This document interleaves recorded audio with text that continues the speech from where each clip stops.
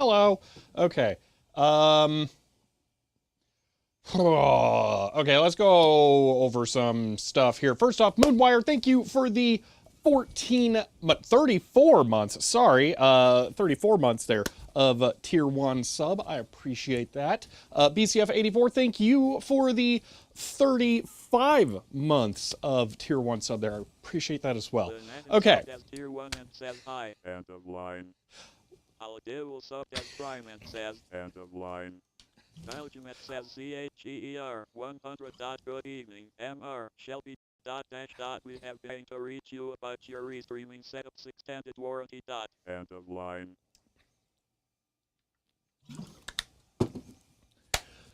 Lena. Magic That's a lot of eyes. Tier 1 and says Aloka. Time to celebrate. End of line. Oh my gosh. 2025 SICHER 100. End of line. End of file. End of line. Lena, thank you for the tier 1 sub and for 3 months there. Ben, thank you for the 100 bits. Holla, thank you for the Prime sub and for 3 months. Majenko, thank you for the tier 1 sub and for 34 months. And Crazy Boy, thank you for the 100 bits. Okay. Let's go over some stuff. So, yesterday, WireGuard just stopped working between the office and home. I have no idea why. The reverse proxy tunnel for all the websites was still working just fine, but I could not connect from here to my house to save my life. So I did the thing, and I tried to reboot the server to see if it would fix it, and the website was down. So what happened was I had a mount that goes from the Xeon server to the Epic server, and it for some weird reason, systemd wasn't making network a prerequisite for it. So when the server tried to reboot, it tried to mount the network share, but the network hadn't come up yet, so it stopped and entered recovery mode. So it was never booting. So yeah, I went home, I fixed that, and now we're good. So I could in theory reboot the server from here now, and it should work. I did test that yesterday. So yeah, that was what happened. So yep. Funky new DG chassis, just the floppy drives, open up, neat.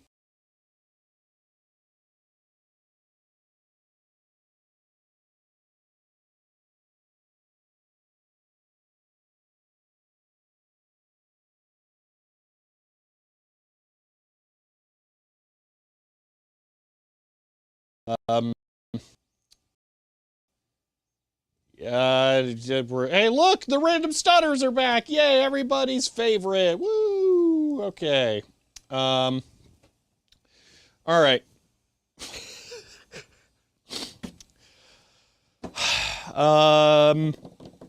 Let me cover a positive thing first. Here, let me show this off.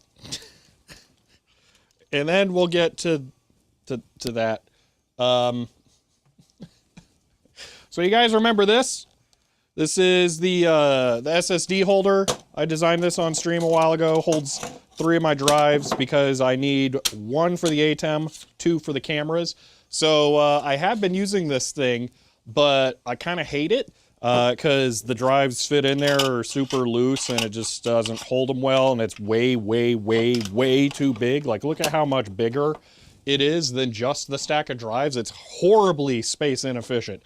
So there is now a version 2 of this thing.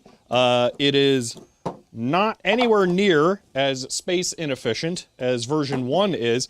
Version 2 also has a pretty nifty trick. I can put drives in like that. They slide out, no problems. But if I fully load it, they all stay in there because they are of felt on the inner walls, and when you put all of the drives in there, it applies compression force to the outer ones, which holds all of the drives in there. So yeah, also I put masking tape on the outside to be able to add labels, and apparently the dry erase marker really hates sticking to it, like a lot. It wipes off way easier than it should. So yeah, this is now my way of storing project files all with each other. This is so much better than the last one. So yeah, I'm really, really happy with that. So if you hear 3D printering noises in the background, it's because I'm printing 2 more of them right now. Hey, look at my awesome filament quality. Look at that. It's so good. Those extra stringy bits, that's strength right there. Yeah, that's what that is. That's how you make your prints really high quality. Okay, so let's go over what's going on with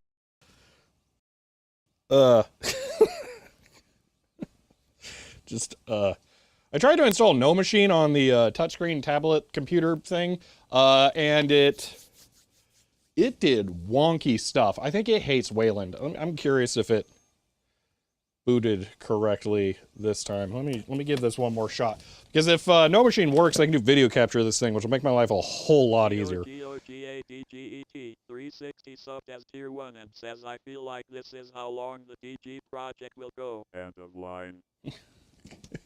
Go Gadget, thank you for the tier 1 sub and for 17 months of hanging around. I'm not sure. Oh, 17 months. That's what you mean. How long it'll go along for. It's as bad as one of Reese's new filament. Well, that's years old and has never been stored in a dry box or anything like that. All right, give me one moment here to try connecting to this thing to see if it works correctly this time, and then when it doesn't, I'll show you how weird it's being.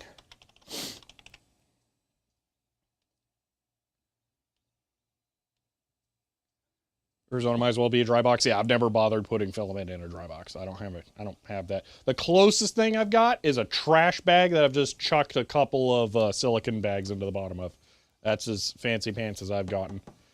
Oh, nope, it's just not working this time. Okay, last time, for some reason, it, like, cropped a 720p window, which, I don't know. I think No Machine really hates Wayland, so I'm gonna have to come up with a different remote desktop thing, I guess. That sucks.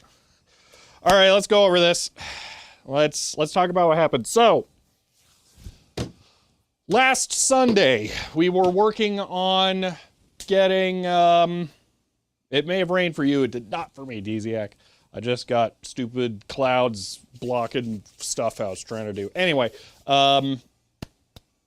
last Sunday, we were trying to do a sysgen on the Micronova, and the right drive stopped working again. For the convenience of filming, I have marked the bad drive with a piece of orange tape. So that is the bad drive.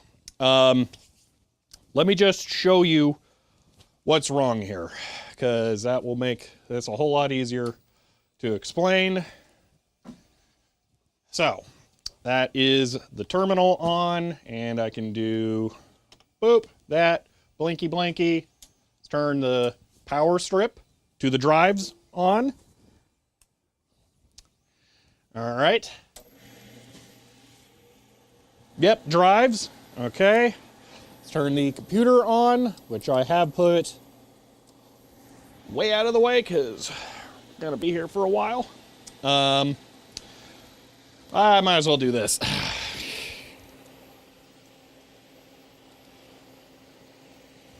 All right. So I'm at the terminal, which is right here. All right. 33L. We are booting from what is the left drive. We're going to boot M.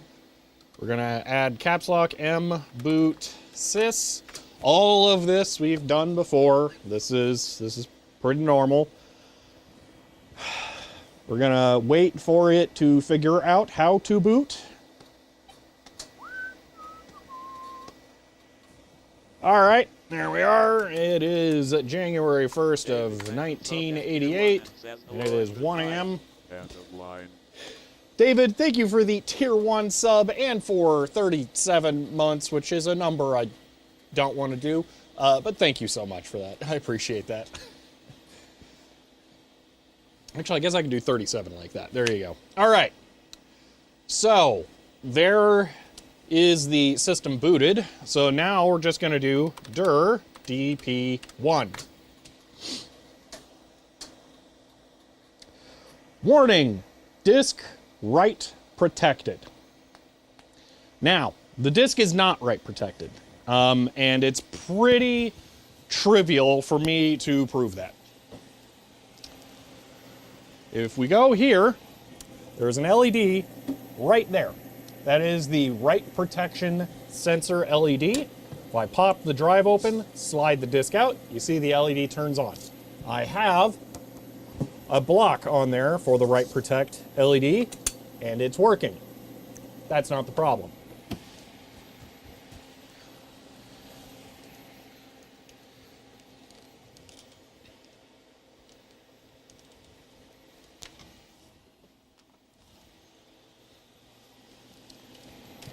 I can show you what the problem is.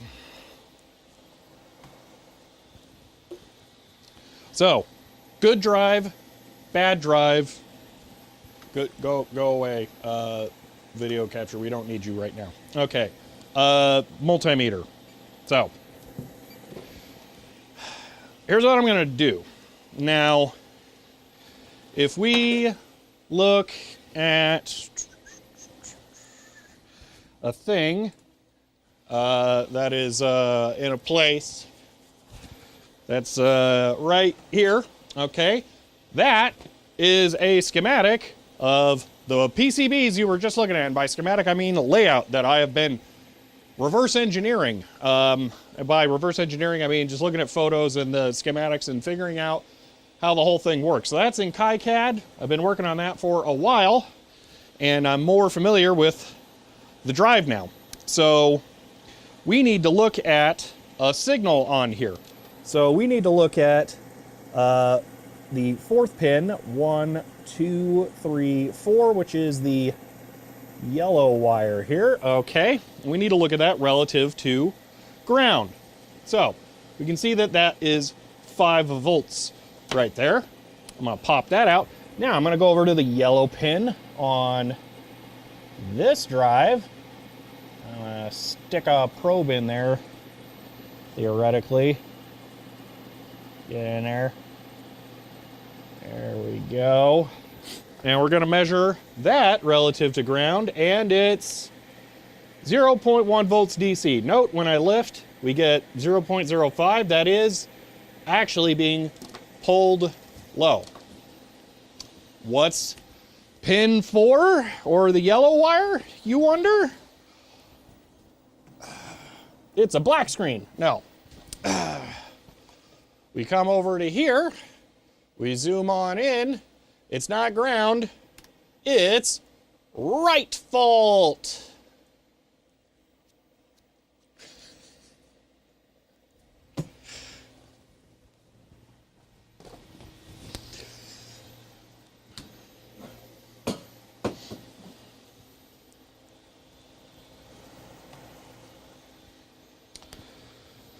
So, somewhere in the drive logic, we are having a right fault issue. So, yay! It's not the yellow cable, because that signal is generated in the floppy drive. I might actually be able to remove the control cables and have that persist. But in order to get it to activate it, I'm pretty sure we have to start it up with the cables. So, not track 0 switch. That is a different problem that also exists, but it is not this problem. When we get a track 0 problem on the drives, it says data format error in DG-DOS. So, well, there we go. That's where we're at. So, oh man, this is a pain in the butt. All right, give me 1 second. I need to blow my nose.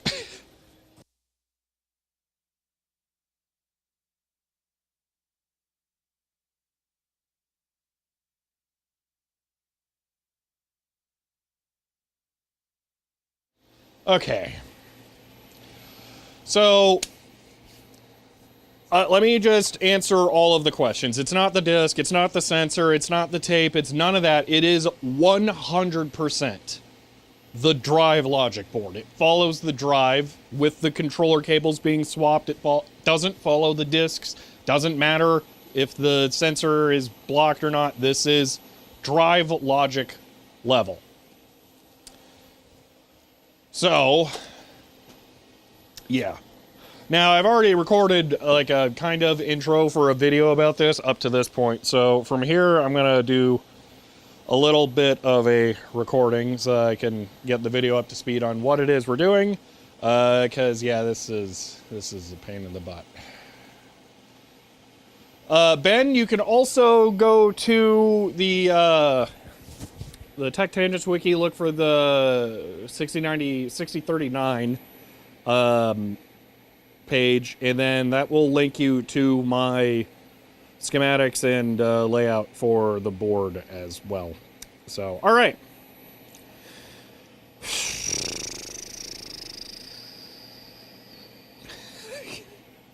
Give me one moment. Let me look at a thing over here. I'm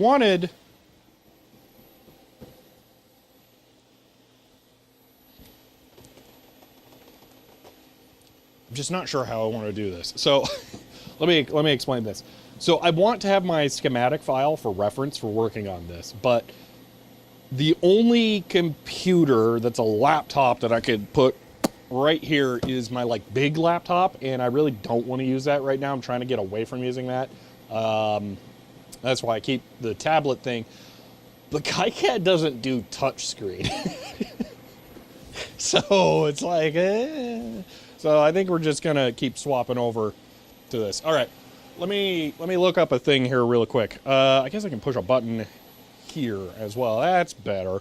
I need to swap the Brio into this spot so this camera doesn't look as awful. I just keep forgetting.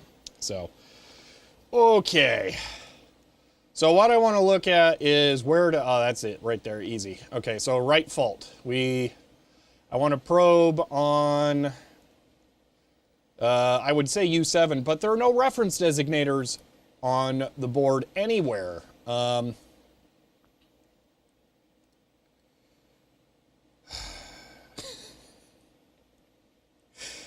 Which I think I will talk about here in a second. So let's do this. So we're gonna probe pin 6 on this chip, which, if we look at this, would be the first chip on the right, second pin in. Okay. Let's go do that.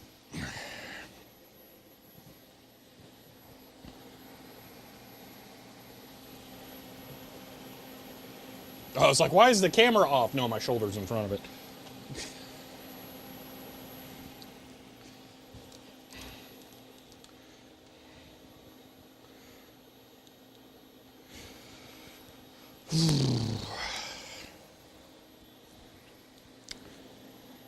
All right, I have the computer up and running again here.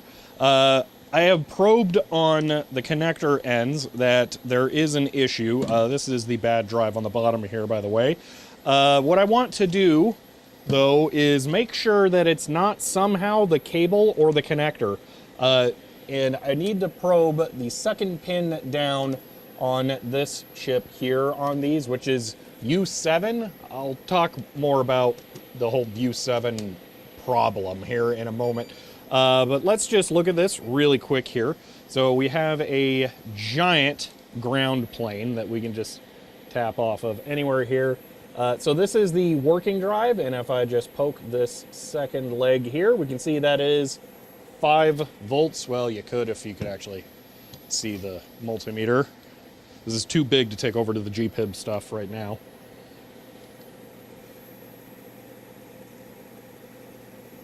And the arm's in the way again. How can I do this where I'm not in the way? Here, let's do it this way.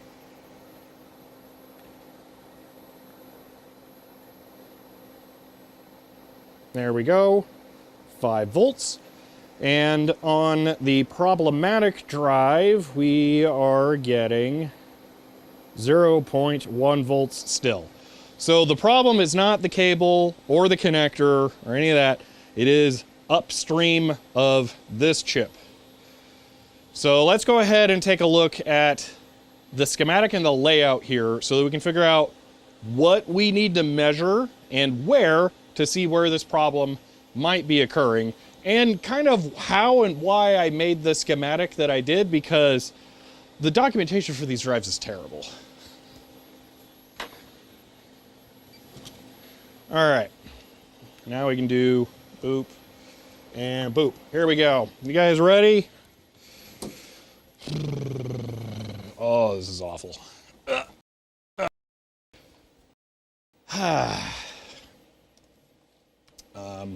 Look, it's a camera. It's looking at printering. Yay, printering. Okay. We have this. Okay.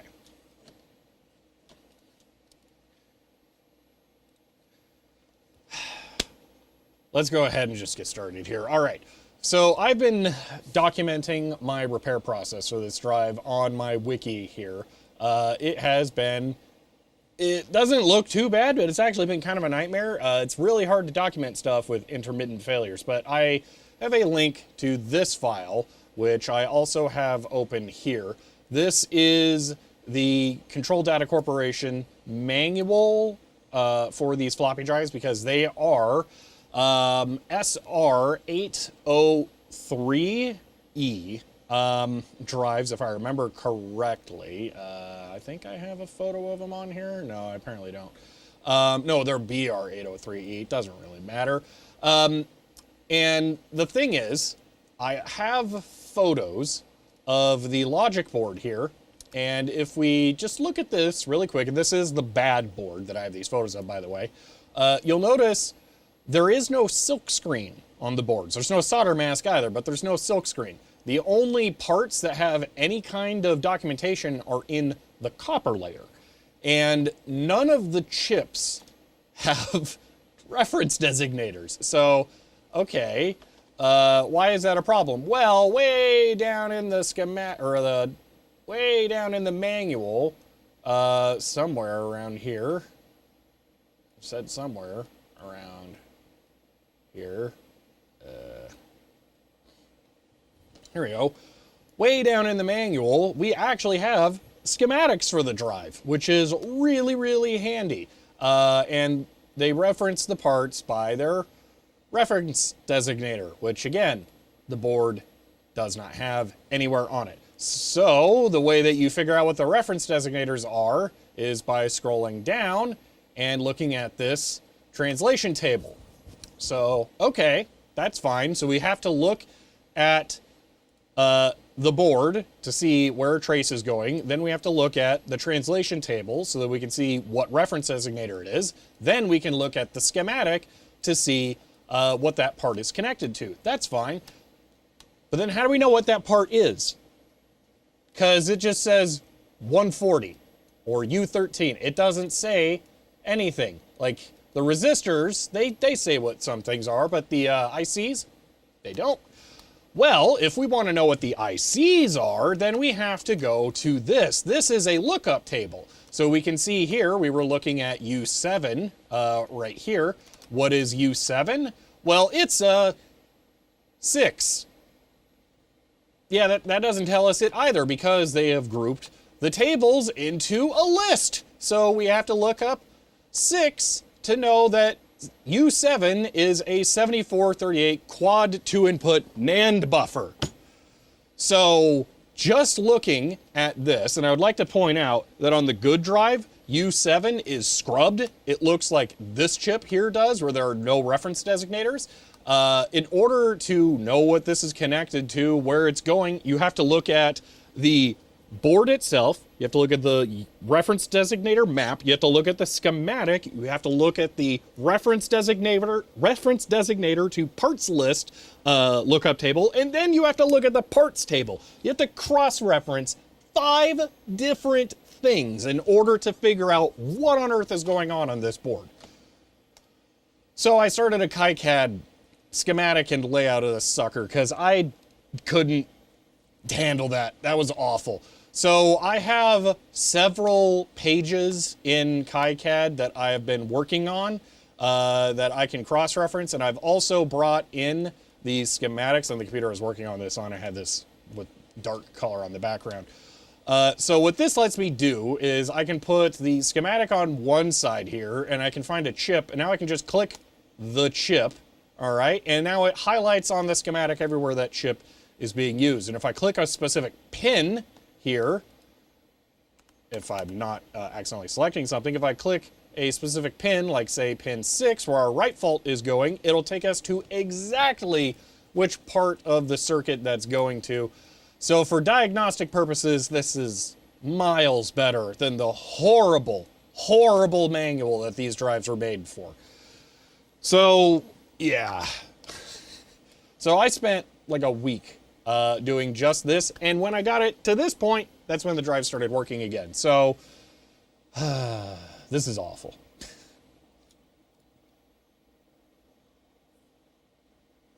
Helicroft, that still doesn't help. At least I have a manual. Honestly, it almost would have been just as easy to just figure this out from scratch. So anyway, with all of that said, what we can now do is look at the PCB itself. We can go take reference measurements on specific pins and then see what parts of the schematic influence what the outputs of those pins are. So we can see pin 6 here, which is connected, which is connected to right fault, is influenced by something on U6, as well as the unit select ID down there. So we could go measure probably U6, pin 6 here. So if we click that, we can see where that is on the circuits. And then we can go measure that between the good drive and the bad drive, and we can start to figure out where the problem might be. So this is going to take a little bit of walking back and forth between my schematics and layout file and the actual machine to try and figure out what might be the issue. But let's get looking to see if we can find a difference that, or more specifically, to see where there isn't a difference. Although we do have to find a difference upstream. Anything that's the same upstream probably isn't influencing it, because the right fault line is actually connected to multiple things, like this resistor here. So it's entirely possible that we won't see an issue right away.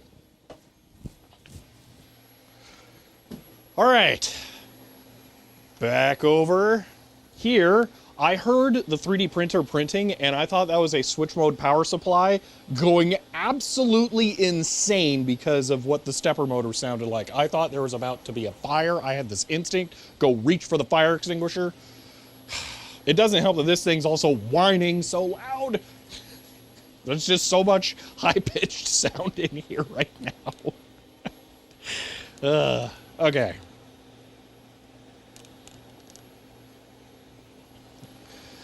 Okay. Hope someone hasn't swapped out a few chips since the 1970s that aren't in the list. I don't know. Has my studio caught fire before? No, but there's always a first time.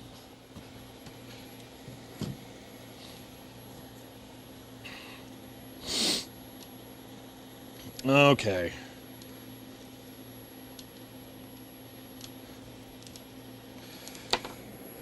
All right. Ground should realistically be the same between both drives, so I'm gonna connect. 100 the mixed high-pitched sounds are now available as the Shelby Annoyatron. End of line.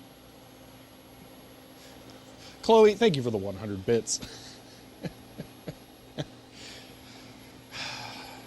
Since the ground should be shared, I'm just going to connect a clip to ground so that I can make this a lot easier to use. So where's one that's definitely grounded here? Come on, give me a ground. Ground. And that is a good ground right there. Okay, so just to double check. 5 volts, yep, and 0.1 volts. Watch it like sparks. Got a slight offset, that's fine. Okay.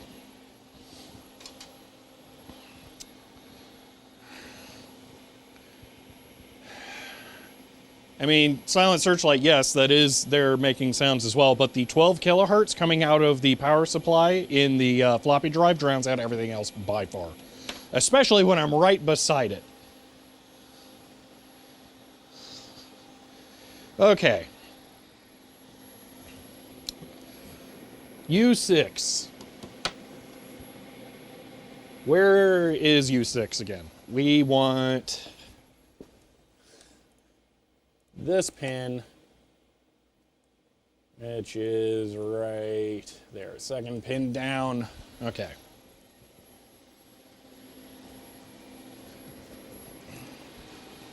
So U6, pin 6 on the good drive is currently 0.13. On the bad drive, it is currently 3.8. Okay, so something going into that pin is driving it high. Let me just make sure that my ground reference is good here.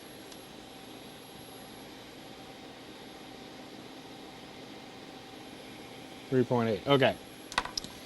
So, what could be doing something to that?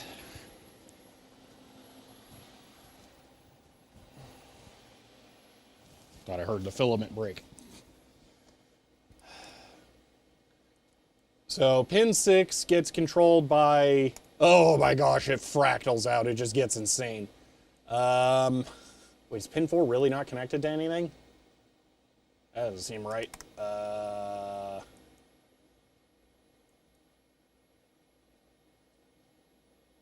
Wait a minute. U18, U6, pin... What? Pin 4 Next to, oh, man. It's SSD holders, Wesley.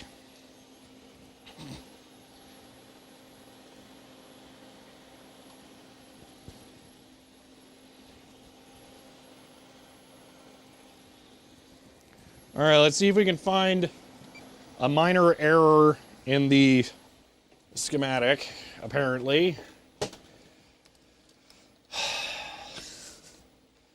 For the data general yet. No, it's just for my filming drives, because I have so many projects backlogged for editing. All right, because I can't stand looking at the black on white colors. Is there a KiCad dark? No. New theme. Dark. Background. Value. 0. Cursor. 255. Helper items. Let's go with 239. Okay. Labels. 239. Sheet backgrounds. Actually, black is correct. All right, that'll work. Boom. Okay.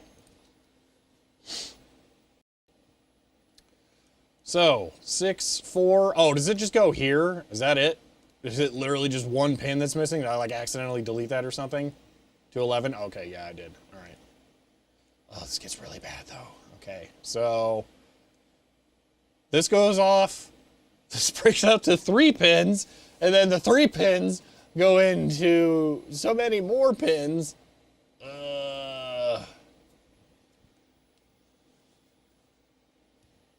What do you mean too much on screen? Wait, is it flickering out? That's so weird. Okay, let me bring a little bliss back.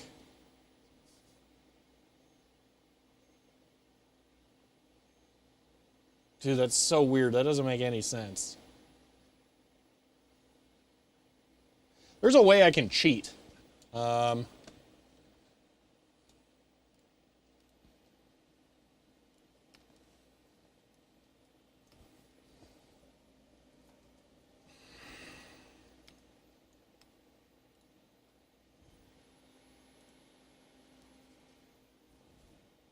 Actually, that's worse. Wait a minute. Oh, 422 limited.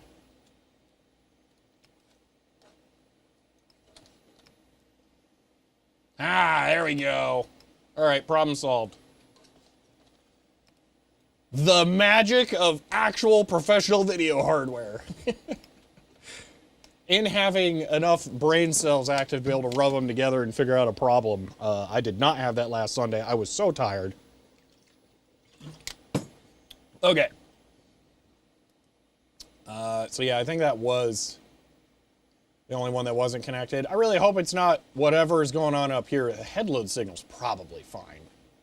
I can't imagine that that's bad. Okay. So let's go back to AB on this.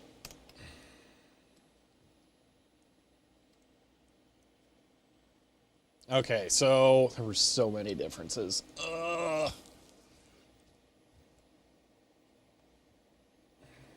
Let's rule them out one at a time. Pin 3, U6.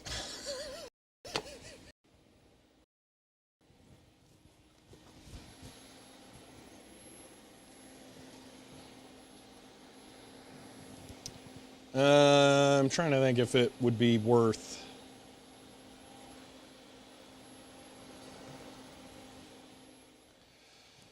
doing this.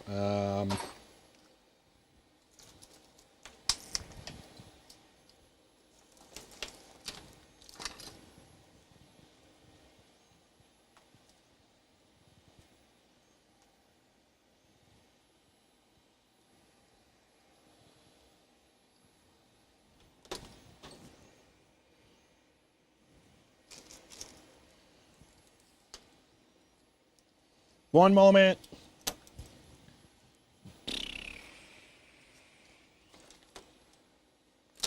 Where did someone hide all my BNC cables? What?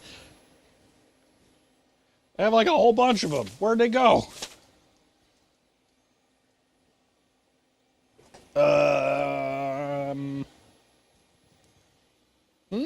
Oh, here they are.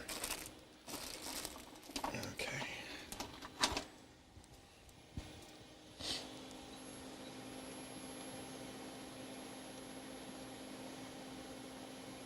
Oh no. I'm gonna have the gall to try gpib on Linux without checking the kernel drivers first. One moment. Let's see if this will actually work.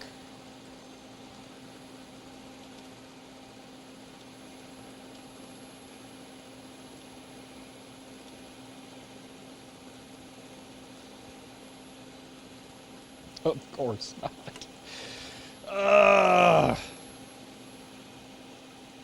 I swear this thing keeps making, like, broken filament sounds. It's so concerning. Okay, so... I can't be bothered to try and fix these stupid gpib drivers. Okay, so we're just using the fluke. Never mind. I was going to set it up with the overlay and use really long cables, but it's just not worth it.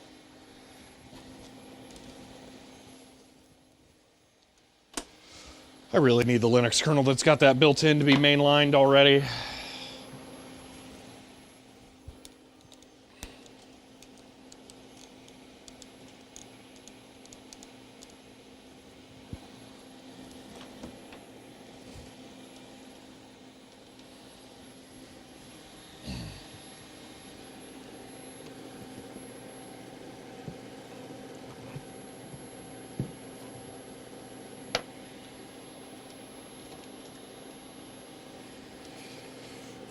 Okay, on the good drive, pin 3 is 3.8. That's such a weird value.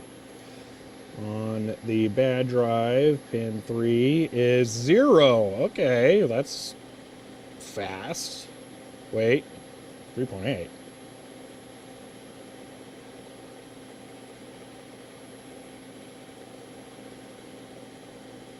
That was weird.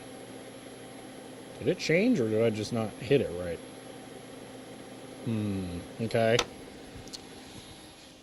Let's assume that I didn't mess it up. So if it's not pin 3,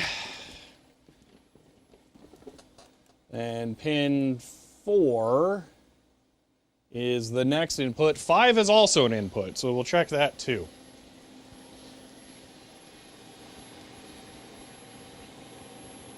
Pin 4 is 3.8 and pin 5 3.8. So 3, that's 2. Pins 3, 4, and 5 should all be high.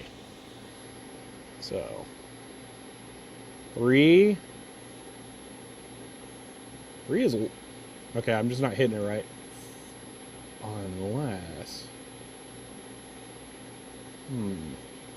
okay, 4. All right, 4 is high, and 5. I think it might be oxidation. Pin 5 is definitely low. Okay.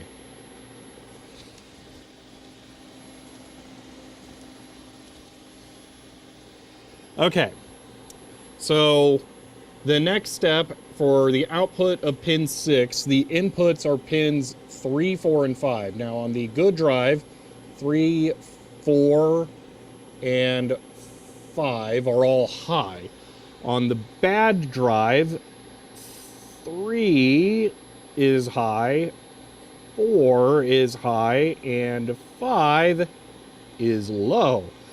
So we need to see what inputs into 5.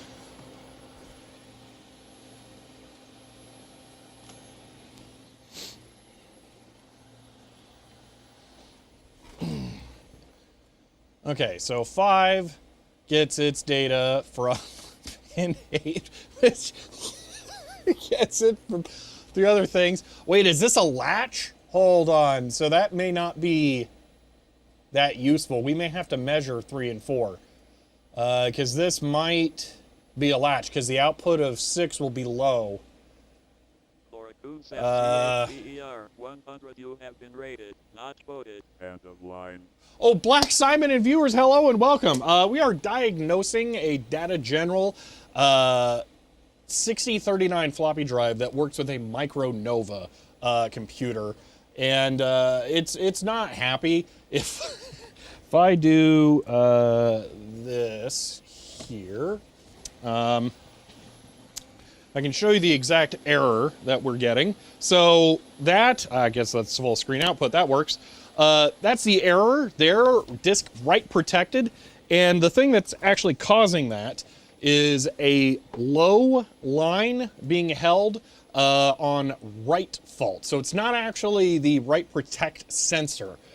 So I am trying to figure out what part of the circuit is reporting a write fault so that I can see what is going on. So we are currently working through the schematic of the floppy drive control boards where the write fault error is happening. So this is a really, really weird one.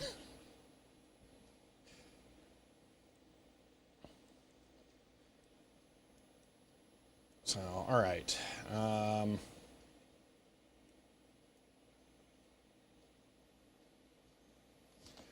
So yeah, this might be a latch because 5 gets its output from 8. Let me double check what an LS410 triple NAND. So if all of them are true, then it's low output.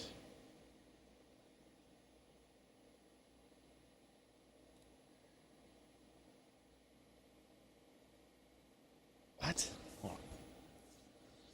So, yeah.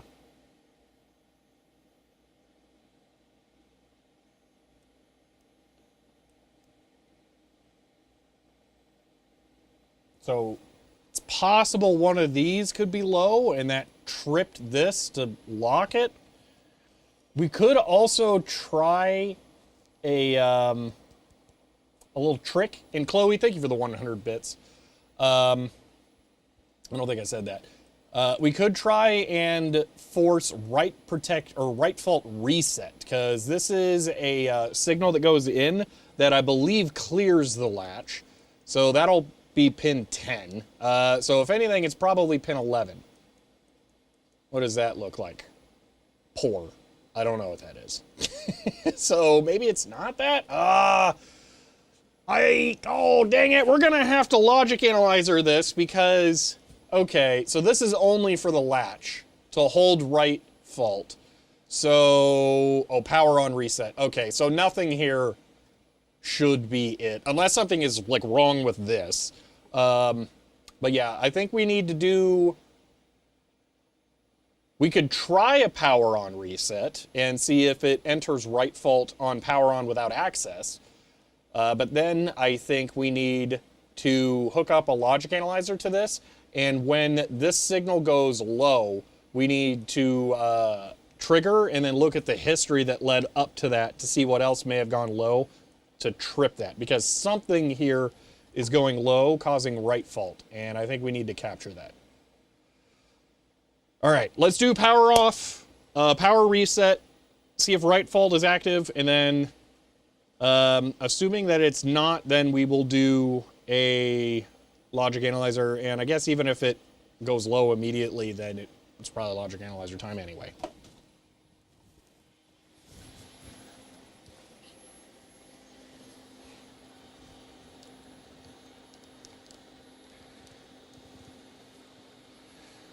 All right. I actually don't know if I am allowed to power... Hold on, you guys can't see anything at all.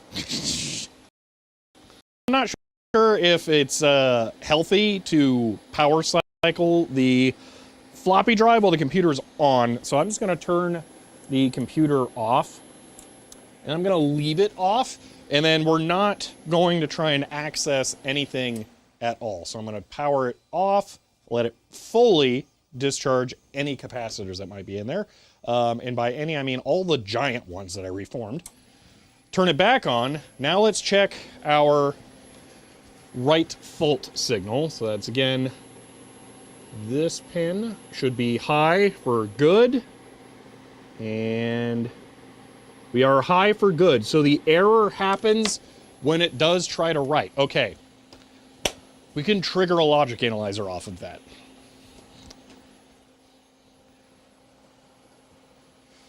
Oh, are you guys ready for the ultra uber exciting process of setting up a logic analyzer? Yeah! All right. I think I finally get to deliver for Ben for once here.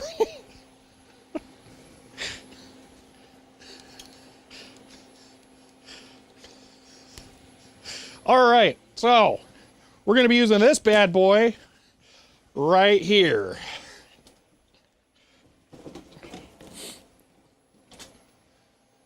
That is an HP 16500B logic analysis system. It is configured only with logic analysis cards right now. They're the state timing cards. I believe they're 100 megahertz. I think they're 100 250, whether or not you're using timing or state. We're only going to be using timing because screw setting up state stuff. And yeah, so this uses probe pods. That's how you you make a cat very happy with one of those. But we're going to be using probe pods going into clips. Subscribe for Logic Analyzer. Let's go. End of line. Vinny C, thank you for the tier 1 sub and for 9 months there. So yeah, we're going to be using some dip clips. We're going to go ahead and just set up on both drives at once, and then we can move the pod back and forth. That way we can measure the same signals without getting this, without making this a total pain in the butt. Oh yeah, this is a fancy computerized logic analyzer. So this is literally a mouse and keyboard for configuring it. Unfortunately, this is not the one that I VGA captured, so it's not going to be easy for you guys to see. There is nothing I can do about that. Unless we did VGA capture on it right now, which, spoiler, we're not. I do have everything to do VGA capture for it, though. Where is it? I don't know where it went. But somewhere around here, I have, this is it. I have an additional VGA splitter. This thing will get put in that, and then we'll get VGA out. Okay. Add it to the to list, add VGA capture that specific logic analyzer, yeah. Okay. Logic analyzer using Unix? Kinda, yeah. Got a 16C over here. I have one right there. It won't reach this because it's too big. If we can run this independently, fine, but we so can't. So can't. Like the individual boards, we need to be able to send it computer data, and the cables are super short. Okay, I am going to be able to zoom in here so that you can kind of see it. Camera, just focus, please. There we go. All right. Power. Ciao. Right? Okay. Floppy LED turned on.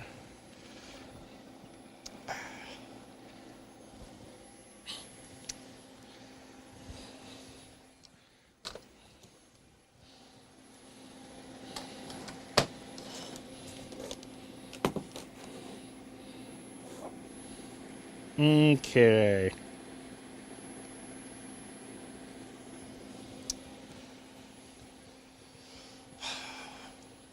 Let me see if I can fix that. Which camera are you?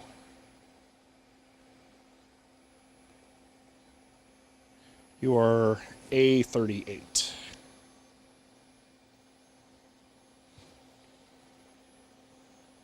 Tech RW subbed as Prime and says, end of line. Tech RW, thank you for the Prime sub and for 15 months there. I appreciate that. I'm going to try and fix the rolling shutter line. That was too much. Oh, I don't think I can. I have to cheat. Okay, so codec. You know what? We're just going to go with 30, because I don't want to screw it up. Why did I not change this? That's, okay, record. Why is it permanently 60? That's weird. Well, oh, is the ATEM setting the frame rate? That's a problem. Okay, screw it. We're not going to change the exposure. Just deal with a slight line every now and then. Okay. Give it a good home. What are you talking about? What am I doing wrong here? So RGB to HDMI, the VT240. It's not getting sank. Need to go over yesterday's work again. It's fine, Ben. I'm not doing anything wrong here. Okay.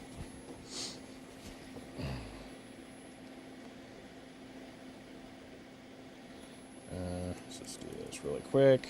Okay, does this even open on here? Because I think this might have a different version of KiCad installed. This is KiCad 9. That's ridiculous.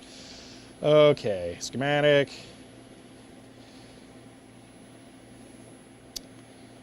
Yeah, open anyway.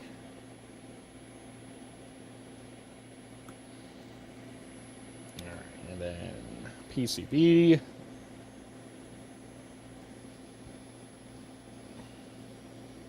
It's working on it. Okay. Let me turn off the drive so I don't have to hear it. Oh, that's so much better. Okay. Let me make this font larger over here so that I can actually see the chat. And then I'll pull it over here. Okay.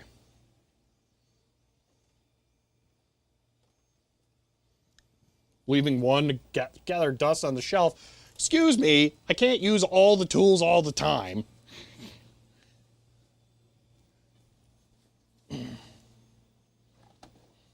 Okay.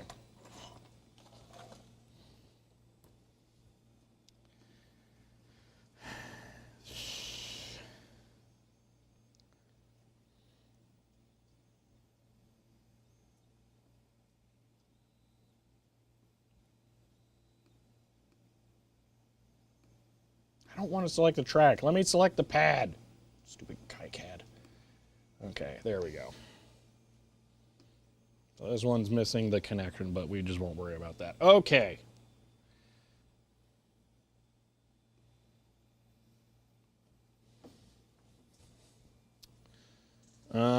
What is this signal? This is comprised of write enable and erase. Okay. So, to configure the logic analyzer, I'm going to be looking back at the schematic to name our signals. And then I'm going to be setting up a logic analysis format on this thing so that we can actually read and understand what's going on here. This is the slow and tedious part of this that I try to avoid doing on stream, but we have no choice. So.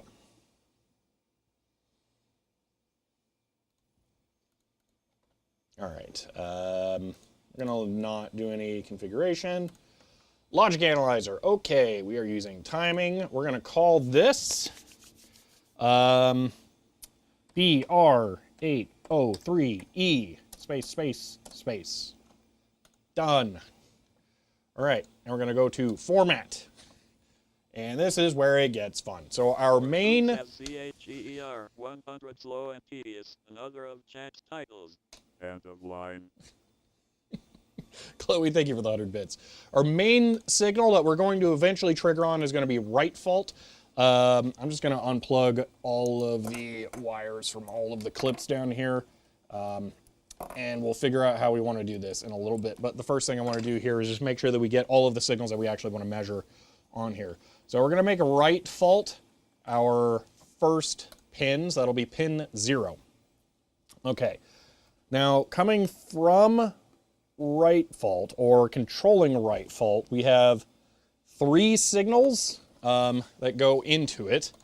So do we need to measure the latch? I don't think we need to measure the latch, because once it happens, and it'll stay down, so it's not like it's going to matter.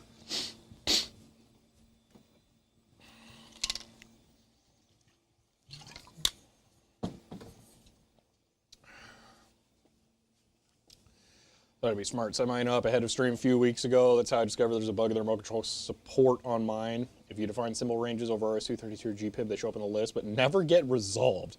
You have to enter them through the spinning knob or they won't recognize them. That's awful. Ugh. I don't... See, I was thinking, here's what I want to do. I want to save the config to a floppy disk and then try to figure out how to reverse engineer the file format so that I can create a program for doing the configuration on a PC. Because doing it from this is not fun. Although having an actual mouse and keyboard for this makes it not too bad. I figured that out because yes, typing them to cool terms way easier than the knob. Yeah. Okay. So we're going to modify label. Let's go ahead and make this erase. And what was the other one? I think it was write protect. Write enable. Okay.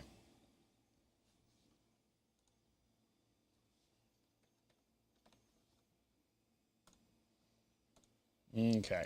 I do wish I could click those to just toggle them. That would be way nicer. At least I can do this. Okay. Is there anything else I should measure? I'm pretty sure... Well, what's U7 doing? It wouldn't trigger the latch, whatever U7 is doing. U7 goes to unit selects. Yeah, so that won't matter. Well, that just outputs the cable to the, or the signal to the bus, so that doesn't matter. Okay. Okay, so erase or write enable, is that really it? Hold on. Really? Okay. That seems easy.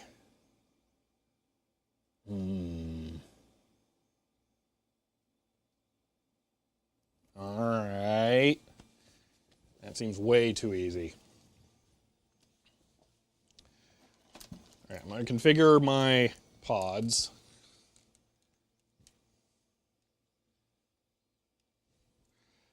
So I'll pin 0 here. Actually, which pin is ground? Ground is top right. Oh, that's not even the right chip. Still top right. Okay. These are the right or wrong size. Now we'll hook up the latch output signal since you have a reference point. Should it be driven right now? I mean, I guess. Fine.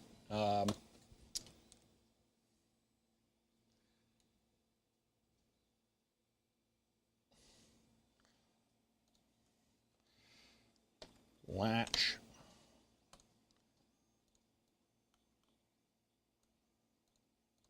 Okay.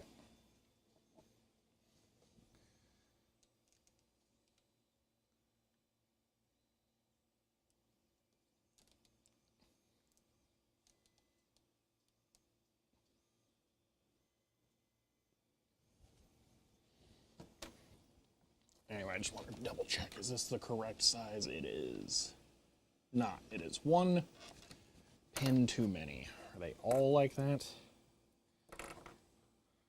That one's 2 pins too many. Okay. Fun.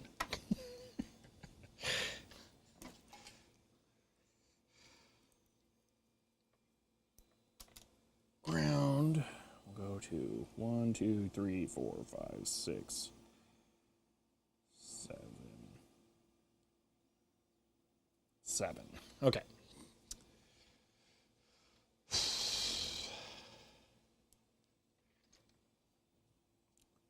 Pin 6 for signal 1. Well, signal 0. Okay. So erase is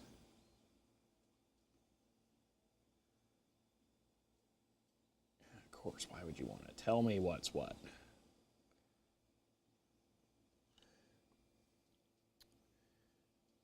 Actually, what on earth? So there's some kind of write data complicated sucker here. Write data. You know what? That could be it too. Hold on. That's that's interesting.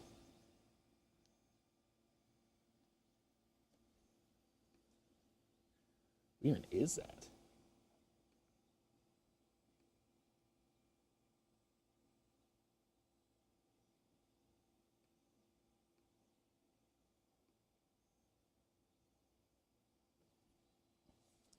I'm gonna add one more for write data. Right. Right. That.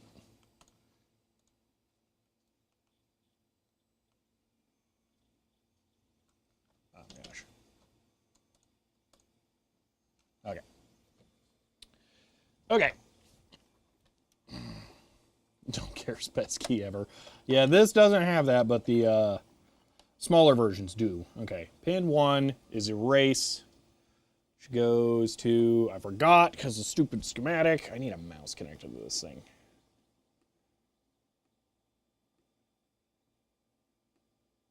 Or for middle click to just be more consistent. Pin 13.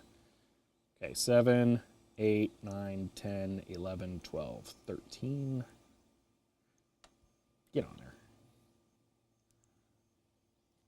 Okay.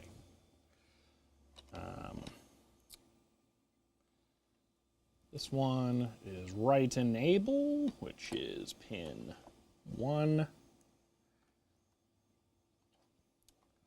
After write enable is latch, which goes to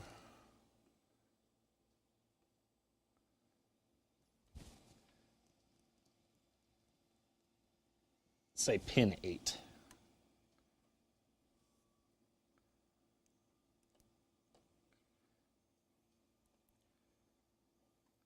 And after latch, we have write data, which goes to pin 2.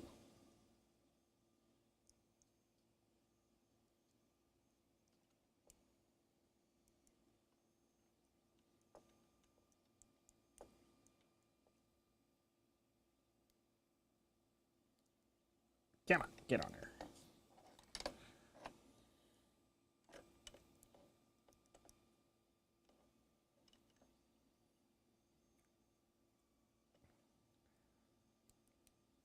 Oh, that one doesn't want to play ball. Wow, really? Why?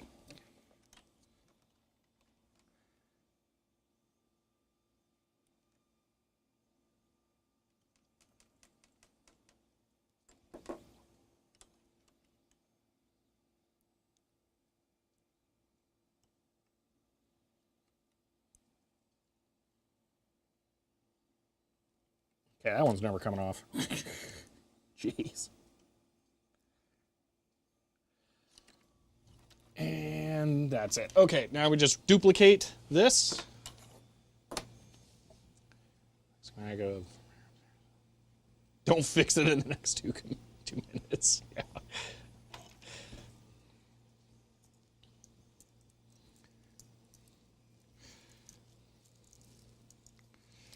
Okay. Round is pin 7. 1, 2, 3, 4, 5, 6, 7. Okay. Right fault 6 goes here.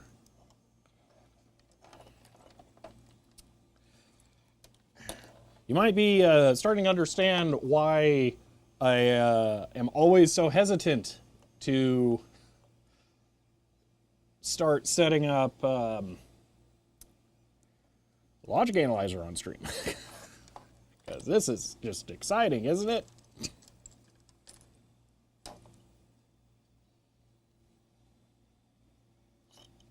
Random enable goes to pin 1.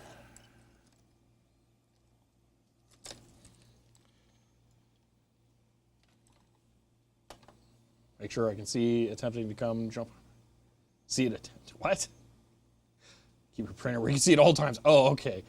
So I just didn't want to deal with Ben. No, I don't mind that. No, it really is just, it's so tedious and slow to do this properly.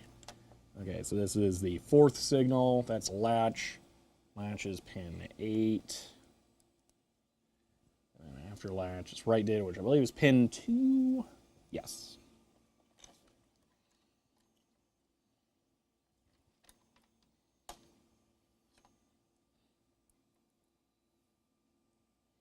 And no, there weren't 3D printers that used parallel ports, because 3D printers were held back by patents until like 2009. And no one was using parallel ports then. Okay. Now, because I don't want to have to do this again, I'm going to really quick go to System, Hard Disk, let it load all the files. We're going to do Store, Logic Analyzer, let's go down one folder actually here.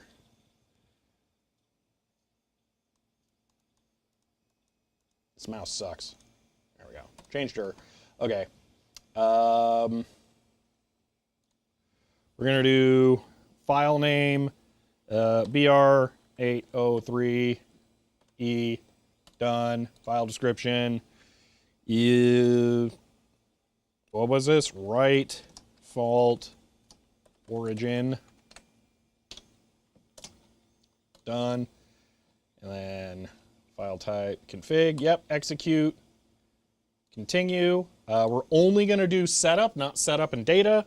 Bam. And now, in the future, if I ever want to do this exact measurement again, I don't have to reconfigure all of that. So we're going to go back here. We still have all that set, so there we go. All right.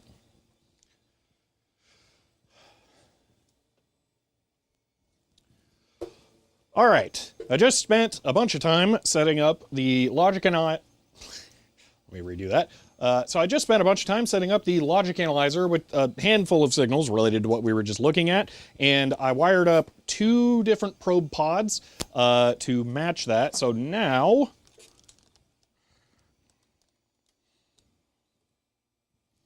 I'm going to get these connected to the drives so that we can measure the signals. Now, I want to make sure I do this in a way where the cables don't hang off of this too much. So let me go grab some stuff to restrain these.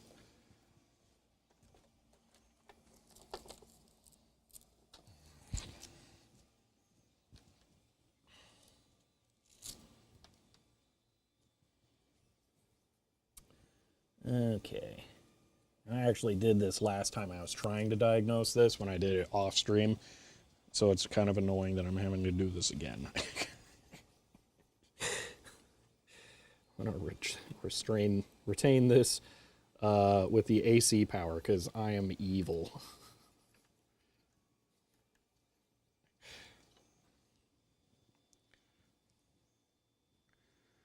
All right, so this, actually that won't reach because of the ground cable. Oh, drat, okay. Minor change of plans. We're going to hook ground onto a capacitor leg because it won't reach U6.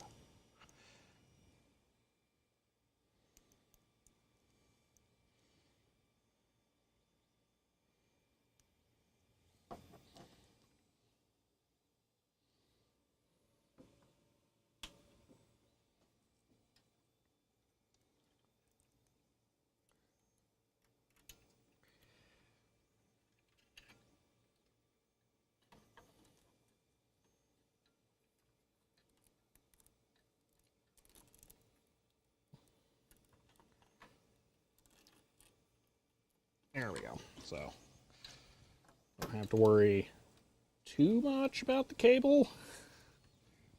Let's do the bottom.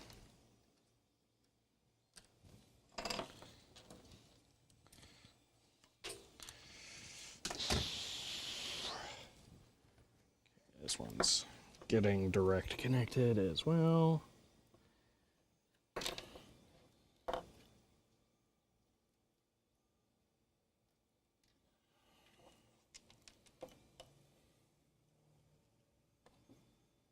Industrial subbed as Prime for 6 months and says, end of line. Industrious Ant, thank you for the Prime sub and for 24 months. I appreciate that. I don't know why it said 6 months. I think it said that, but just weird. Okay.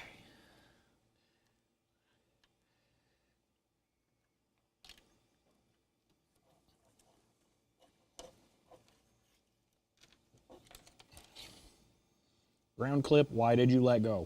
That's very rude of you. Don't do that.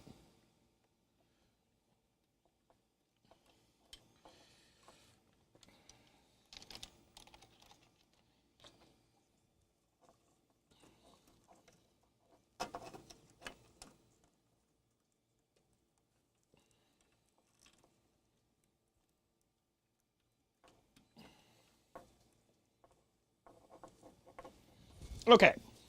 So now, all I have to do is grab a pod from the logic analyzer and then wish the cable was slightly longer. Let me shimmy the logic analyzer over here.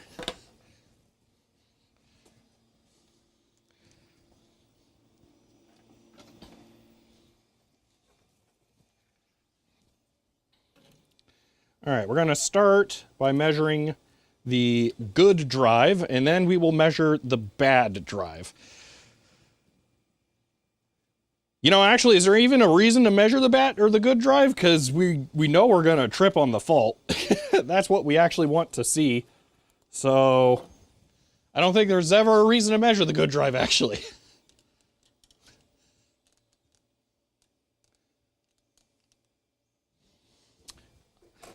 I am reminded there's one more thing I did not set up, the trigger. So we want to trigger on a right fault, which is a binary signal.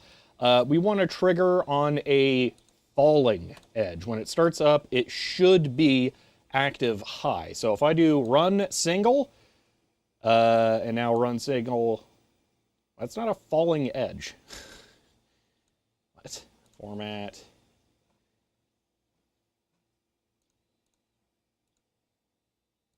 Trigger.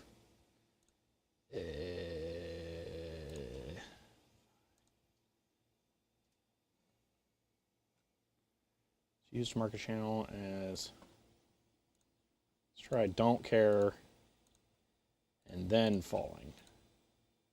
Why? Ugh, this is where it gets annoying. Okay, one moment. Let's figure this out. Trigger, right fault.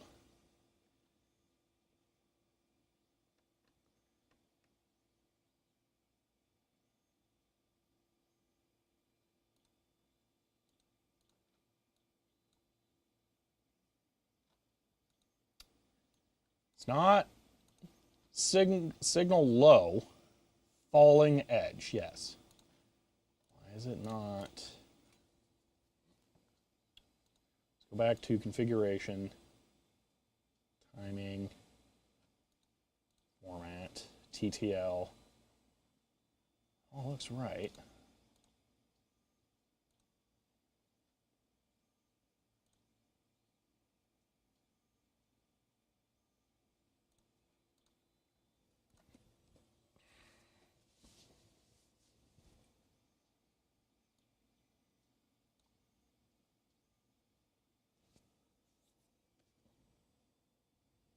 I'm going to turn it on and see what happens, because it should be high.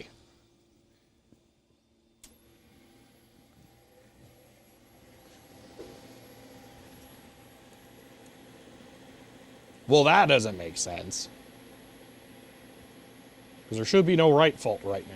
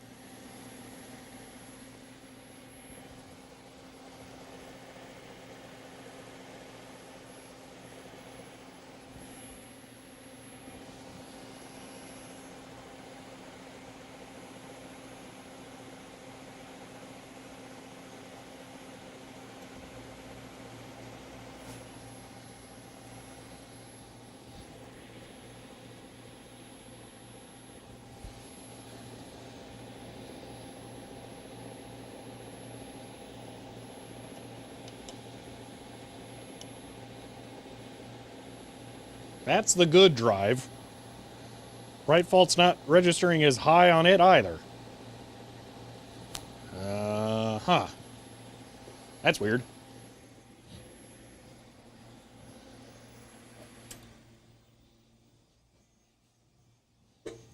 What do I have wrong?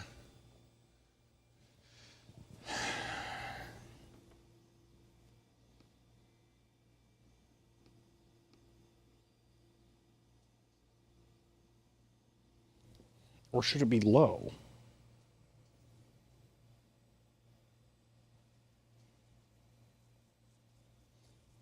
I don't remember. Thought it was high.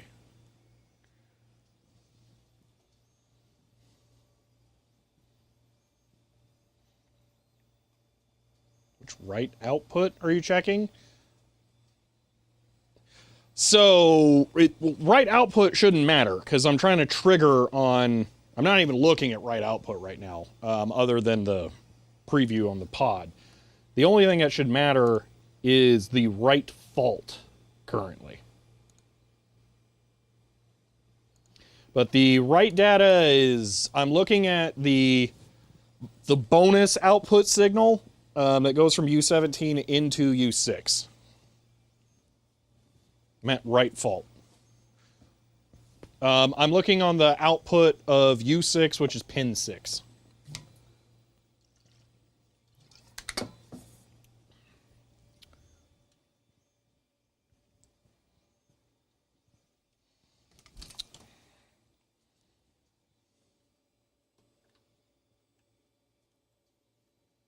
I'm just going to double check if it's normally high or normally low.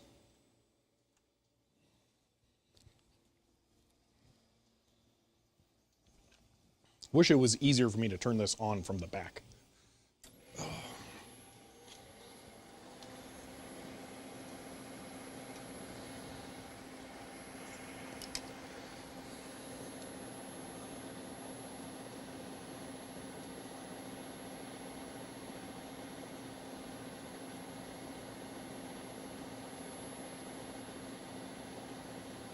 Okay, I think it might be low.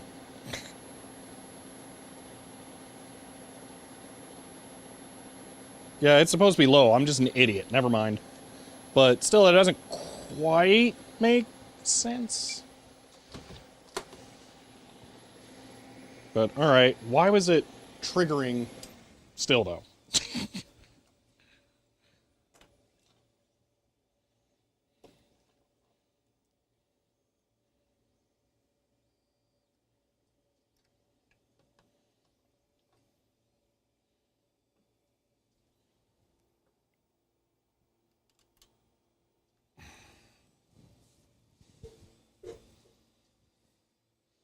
No, Philip, I was constantly re-triggering it.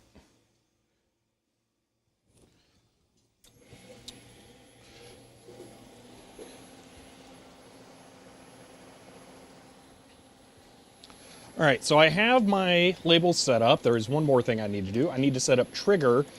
We need rising edge for when there is an error. Now, I'm currently connected to the good drive, so it shouldn't trip, but I have a feeling...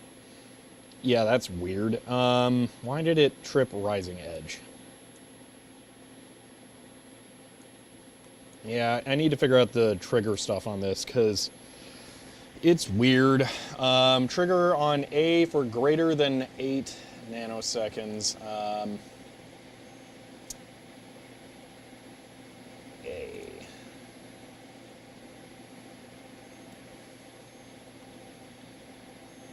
Basic.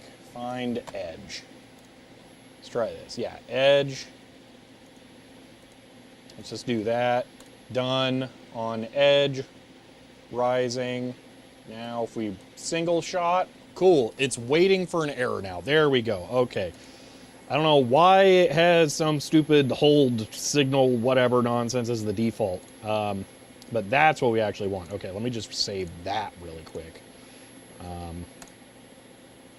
Yeah, overwrite, setup only. Okay, so now we can go to the waveform. I can go here, I'm going to delete that, and then I'm just going to add all of the signals. Boom. So that's what they were when it last ran.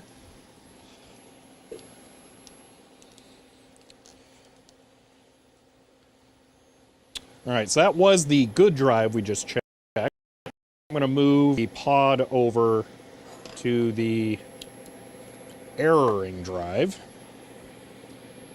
Reconnect the stupid slippery little ground.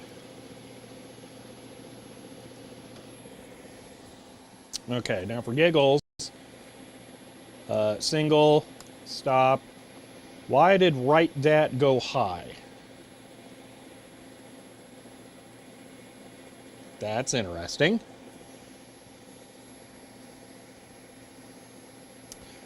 So write data comes from U17. I don't think it should be outputting right now. So that's curious. But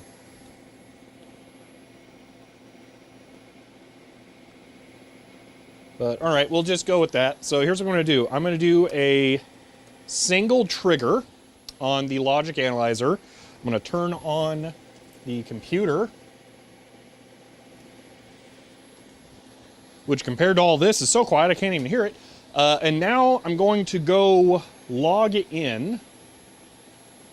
And by log in, I just mean boot the thing. And we'll see the error trigger.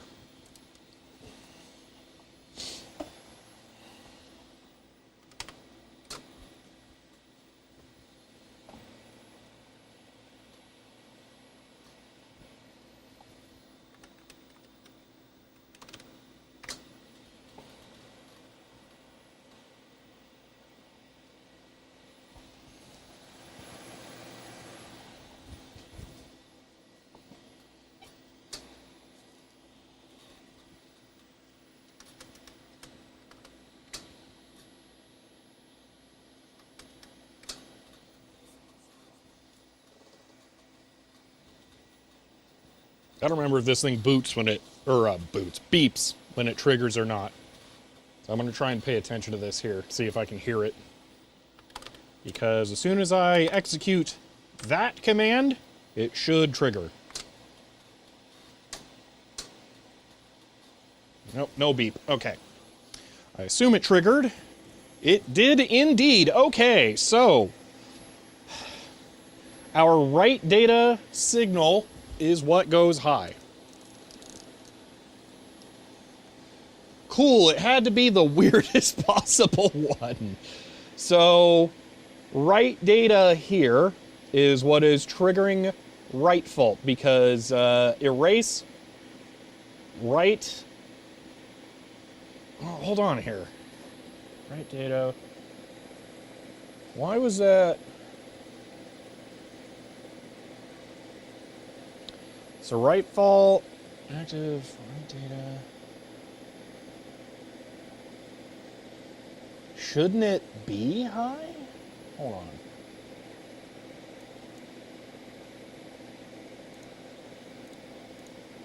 So it's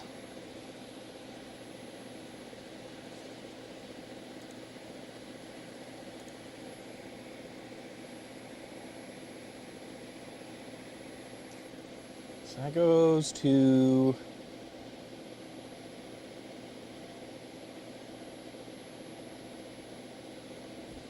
we're not measuring enough stuff. We need to measure more.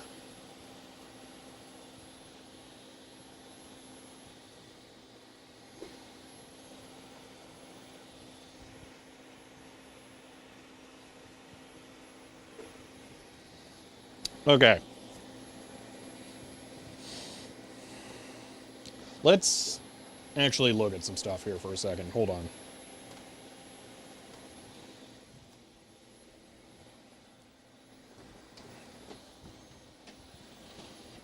One moment. Really wish I had a mini whiteboard. I'm going to use a piece of acrylic. Let's see how I like that.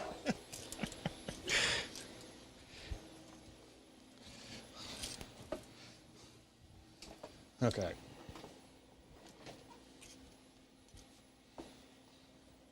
Lena, server had an issue with WireGuard, and then when I tried to reboot it, it died because I had an issue with systemd ordering stuff, and it didn't work quite right. It didn't reboot, so that's why I couldn't stream yesterday. This right fault is being triggered, so okay. One right fault. Okay, we need right fault. That's, you know what? Hold on. U6.6.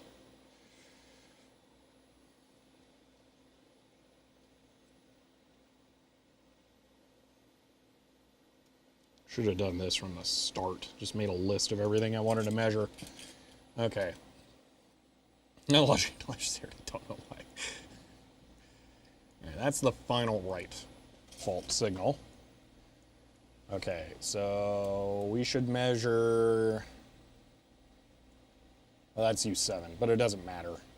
Because that only gets output when unit select is on. Wait a minute.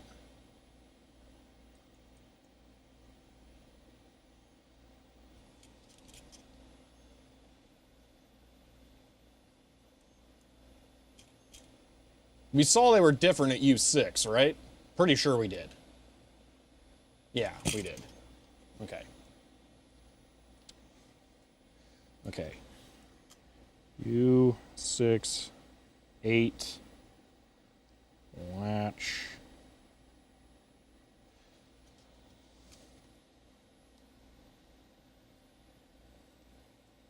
Actually, let's make it 8 and 9.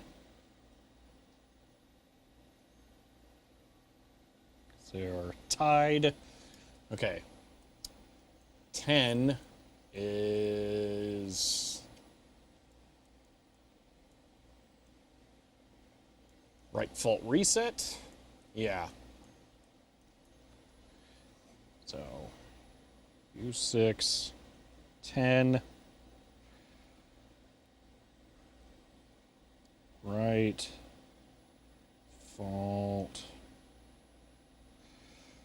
reset ID. Okay. 9 is part of latch. 11 is power reset. U6, 11, power on reset. Okay. U6, 3.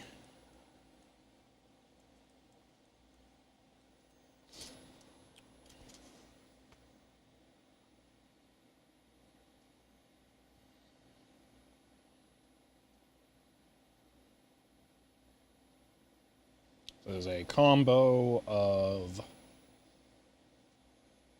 1 and 3/12.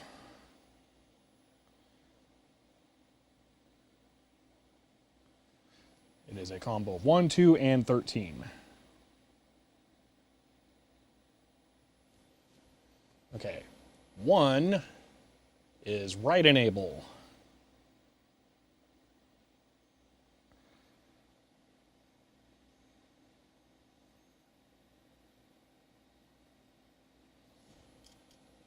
Two is, so this is the one that was acting weird here. So U17 is a very strange part. So U17 is 10. 10 is a 9602 dual re-trigger TTL. I think I did find a data sheet. Maybe. No? Where did I get the symbol? Because I did make that, I think.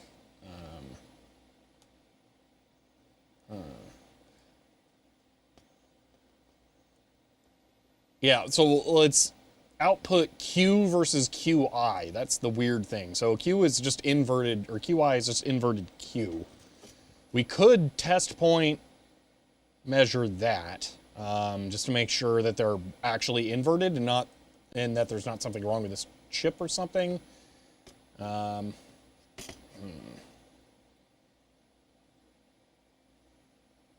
U17 pin 5 should be. Why do I have a ground here?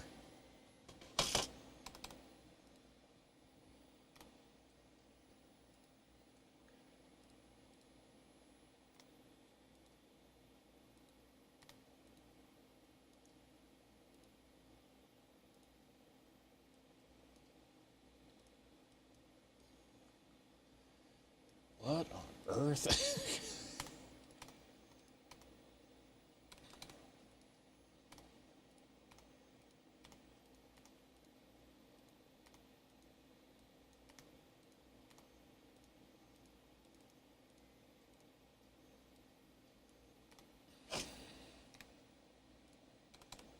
Okay.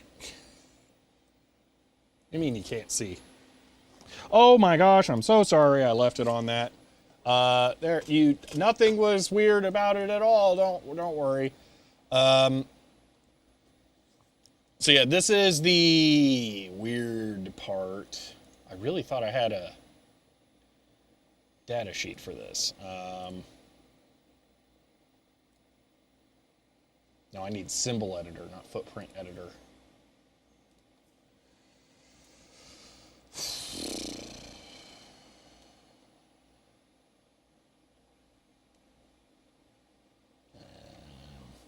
Where did I put him?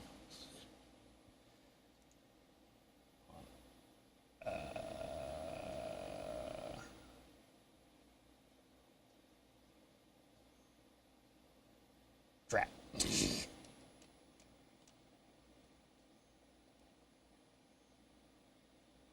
There needs to be an easy way to find your custom ones. Because I don't remember what it was called.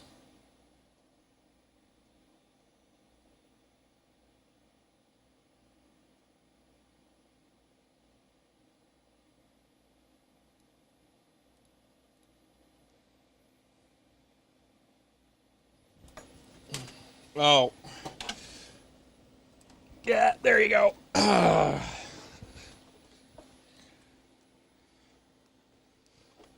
Trying to find this part in the symbol editor. Edit with symbol editor. I'm an idiot. Okay. This. Dude, where's the data sheet? I swear I linked it. Oh, it's so annoying. Fine. It is 9602. Hold on.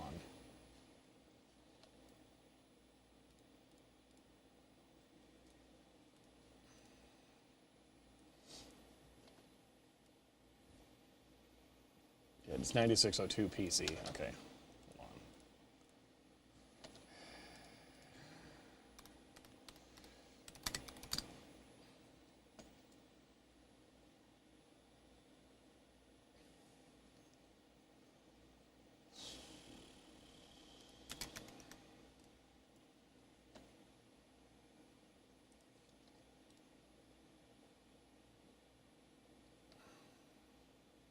Close enough. Okay. I think this might have been the one I was looking at. Okay, so we have.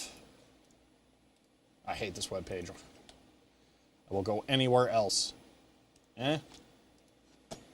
Deal. Okay. Hold on. This will work. No, cancel. Hold on. This. Data sheet. Boom. Okay. Save. Got it. Okay. All right, so we're measuring pin 7, which is, I'm not measuring ground.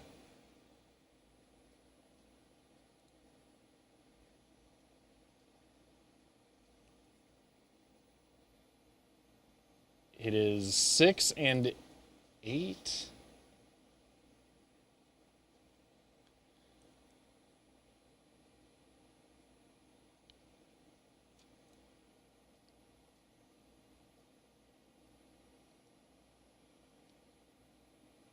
2602.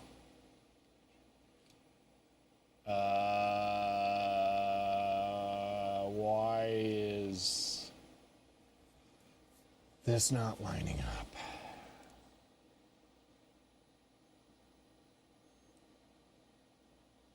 As far as I'm aware, 7 and 6 should be the same signal but inverted.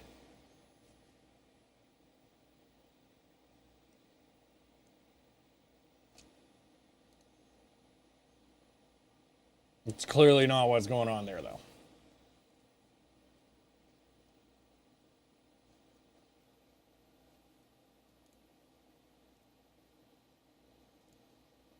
This seems more like the one I looked at.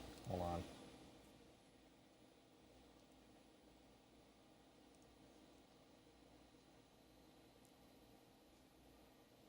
Dude, I hate all these websites so much.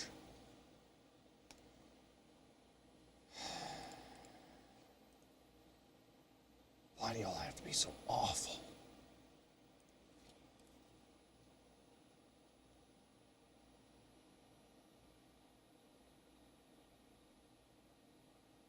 I don't remember DigiKey being .ee.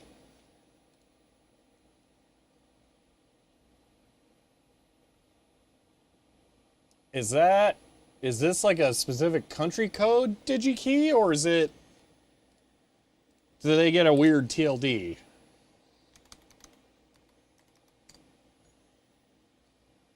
DigiKey COM. It's not redirecting to EE. Estonia. See, the thing is like, that also makes sense. Like, .ee is a custom one would totally make sense.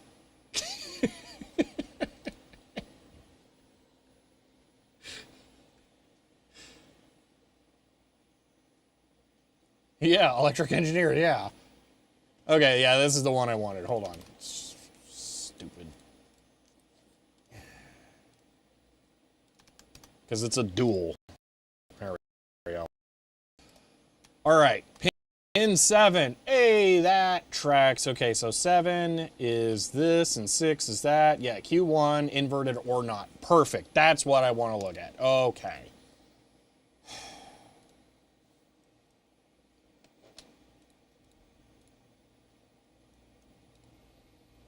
So, what I don't fully understand is the relation between the things. Operating rules, external resistor, capacitor, required, shown.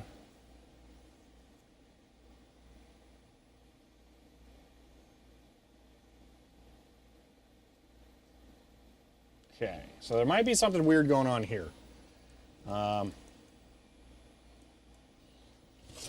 So, what did they have? I don't think they have a signal name for this, though. It's just kind of there. Pull up write data.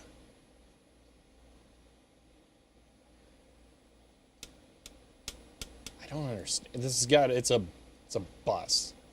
So, write data goes into the right fault, and it comes from here. It must go somewhere else. Like the head or something. Erase. Where's a write data?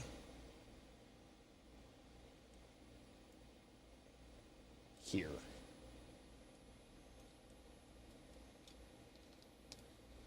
Okay, write data goes to this trace, goes to this trace, boot, and then that ends. That's not helpful. That can't be it.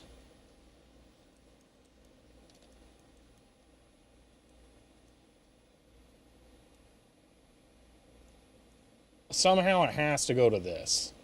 Like, that's the only thing that makes sense. That's the header that connects to the heads.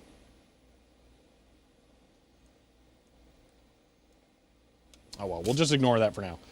U2 write data. Let's just do this. I don't know. I don't understand the purpose of that chip. U62 write data. I don't know what it's buffering either. I fully don't understand the purpose of this. Hold on. Dual retriggerable resettable one-shots. Retriggerable resettable one-shots. 2 input function. One is active high, which is active low. So allows the designer to employ leading edge or trailing edge triggering, which is independent of transition times. Input edge conditions. Triggers met. New cycle starts. External capacitors allowed to rapidly discharge. Wait a minute. Oh! So is this saying data is being written? So this line goes active when data starts being written, and it should stay active until, I don't know, pull up resets it probably. So that's pin 3 clear. Yeah, okay. So basically this is a latch in a chip, retriggerable, resettable one-shots. That's functional as flow as designer employee, either leading edge or trailing edge triggering. Leading or trailing. Okay, I don't know which it is.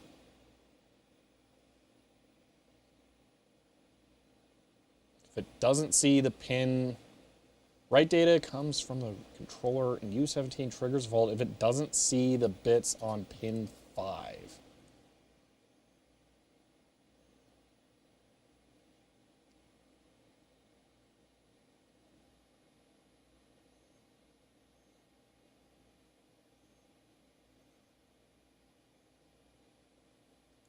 Okay.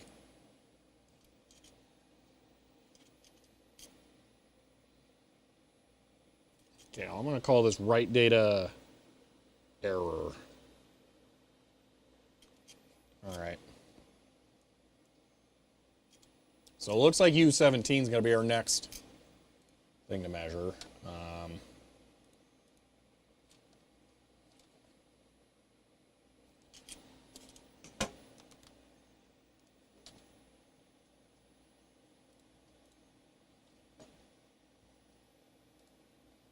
Anything else from U6 here? 13.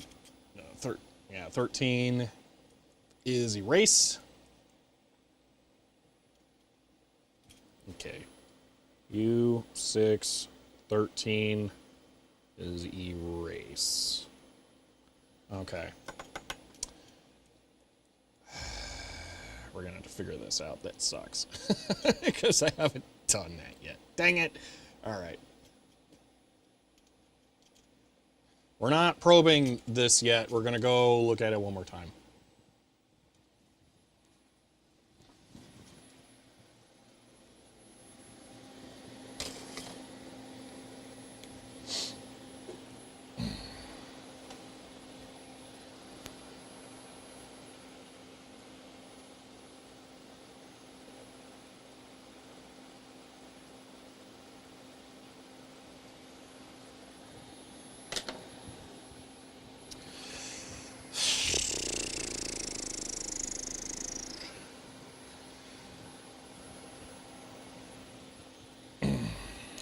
Okay.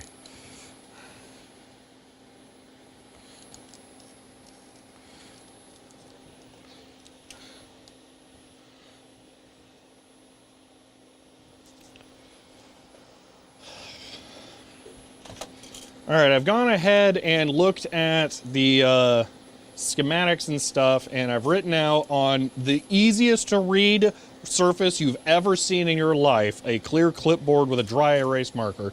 I have all of the pins that we should check with this while it's going. So I'm going to go ahead and go through my, again, extremely legible list here and add a couple more signals to measure. But I'm afraid we're going to be going to U17 on the drives because I have a feeling that the write data is going to become crucial here. But let me do some more measurements on this, set this up, get the config and do a read, and then we'll figure out what's going on with that. Very Star Trek, yeah. It's easy enough to read once it's on the surface, so.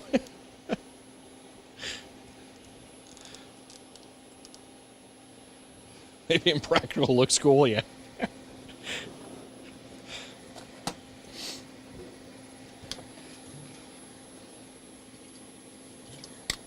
I need to get some of that acrylic weld stuff, because there's a crack at the bottom, and I think this is the perfect thing to try it with. It was $1.40 at Goodwill. I don't feel like I have a problem to worry about. Worst case, I just buy a real one for normal people price. Edgelit clipboard with chalk pen. Okay, stop it. We have plenty of projects going on, and that sounds too awesome. Not chalk pens, edgelit with UV LEDs and fluorescing pens. Need. Now I have to look. Now I have to look. Thanks a lot. UV light up draw. What would I even call this? I don't even know what that would be called.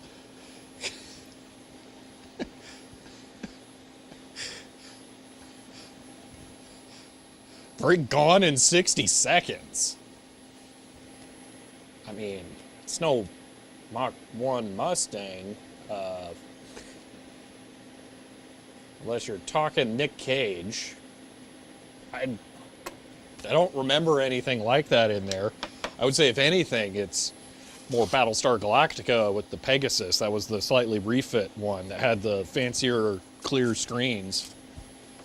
Crayola makes this already, not UV. Yeah, that's the thing. It needs to be edgelit and UV. That way I can use a fluorescent pen on there and then boom, it just glows.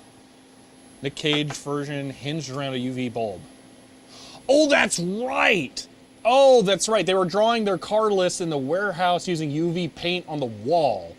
Yeah, okay. I was not thinking about the marker part. I was thinking about the clear edgelit part. Okay. See, I was thinking Star Wars, the control room on Hoth where they have the clear glass panels. That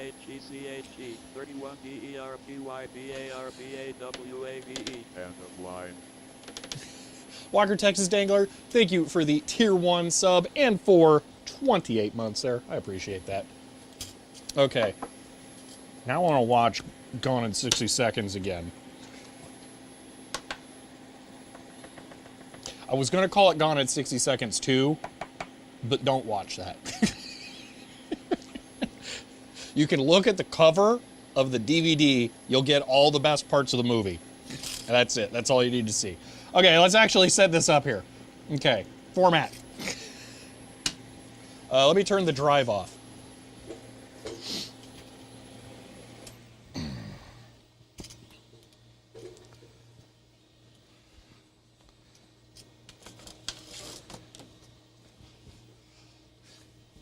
Is Gone in 60 Seconds with Nick Cage the last car movie? It might be. Because I don't think Fast and Furious is a car movie. And I mean original Fast and Furious, obviously not the stupid ones. There's a 2? Yeah, no. Don't watch 2. 2 is not the Nick Cage one. It is the original Gone in 60 Seconds. It has a sequel. It is not good. Transformers is not a car movie. See, I'm talking Herbie. I'm going to lump Dukes of Hazzard into it because the car was a big part of that. It's not a movie. Well, there is a movie, but... Back to the Future. Kind of car movie. It's like that one's on the edge. Ghostbusters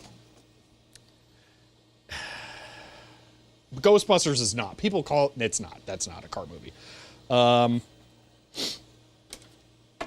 Yeah. Just realized you're holding that thing together with 2 I/O shield blanks. Yes. So I did that so the drives don't wobble apart too much. Last time I did this, I did not do that. Nothing happened. I just figured I would do that. Smokey and the Bandit, that's a car movie. That's a good one. Yes, exactly. That's a good candidate. I'm not aware of Vanishing Point.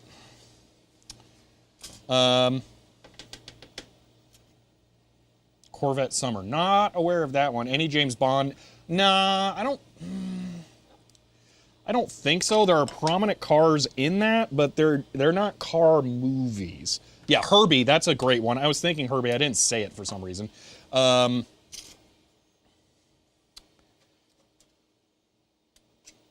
one is, I have not seen Baby Driver. Ford versus Ferrari, I'm not calling that a car movie. It's way too dramatized. Car movies can't be serious.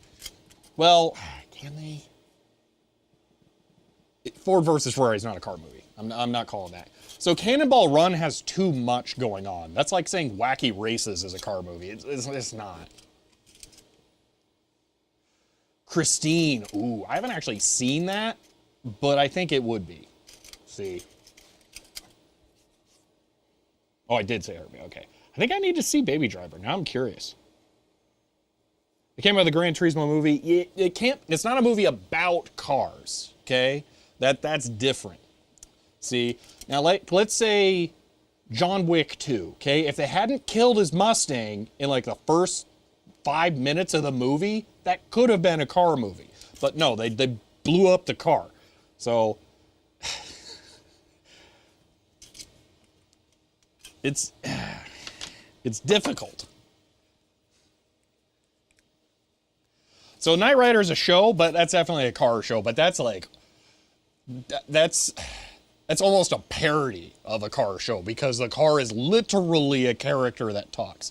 Anyway, the only reason I bring it up is, yeah, because in my eyes, Gone in 60 Seconds with Eleanor is the last car movie. But now I want to see Baby Driver. Vanishing Point, American Graffiti, and Christine. Yeah, I'm not a Stephen King horror kind of person. That's not my thing.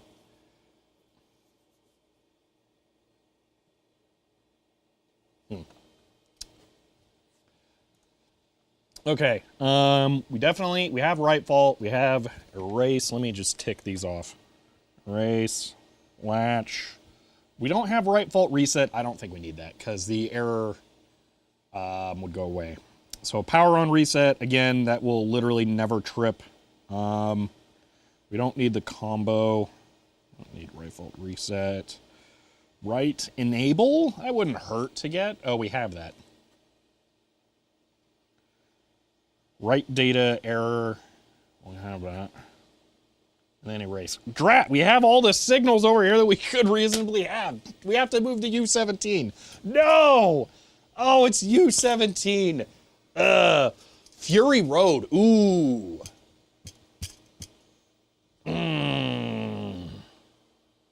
See, I don't think that counts. I don't know. I watched that. I don't remember the car being, like, pivotal to the movie.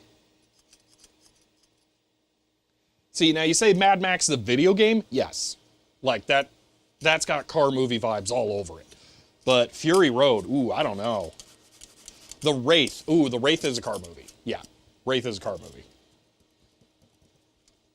Why are you so scared of U17? I'm not scared of it, I just didn't want to have to start probing that. Also, U17 is weird. That's all. Not scared of it.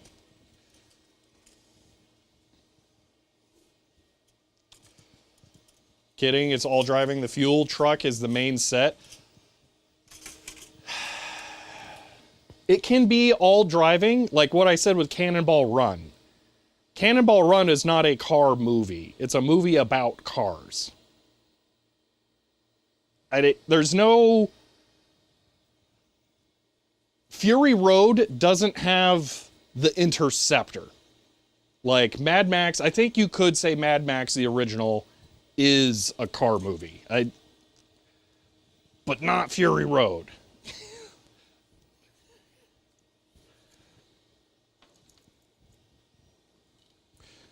Okay.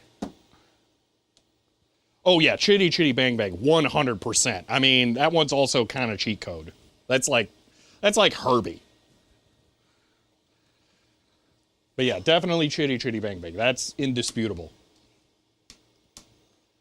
Death Race. I don't think. It's been a while since I've seen Death Race. I remember really enjoying it, but now in like my mind's eye, it's got that really horrendous, like late 2000s overly CGI backdrop, and I think I would not enjoy watching it again.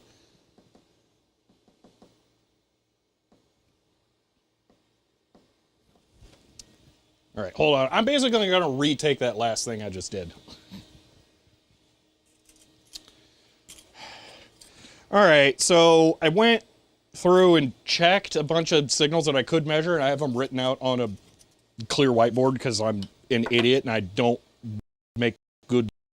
But anyway, we basically have everything mapped already off of U6 that really would make sense.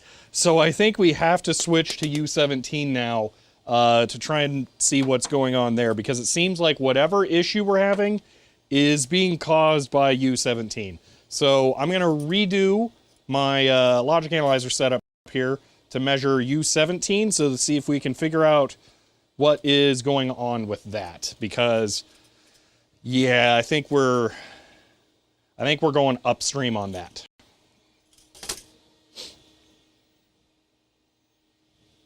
The episode of Futurama with the Where Car? Absolutely, yes. That one's fantastic as a car movie kind of thing. Thesis statement, Gone in 67, Eleanor's last car movie. Yes, that's correct. Thought you were about Death Race 2000. I don't think I've seen that. About the Pixar movie Cars? No, it's too literal in that. I don't think so.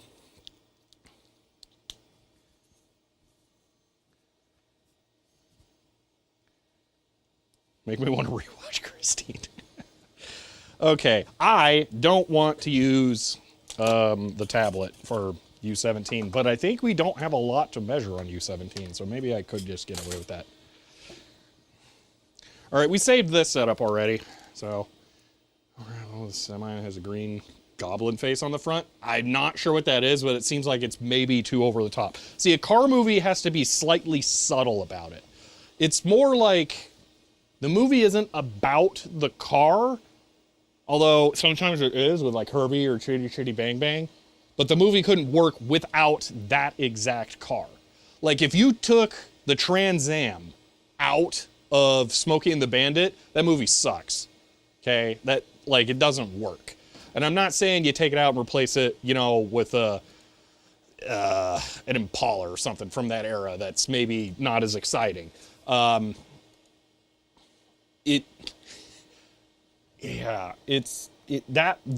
car has to be central to the plot in some way. Maximum Overdrive. I'm not familiar with that one. All right.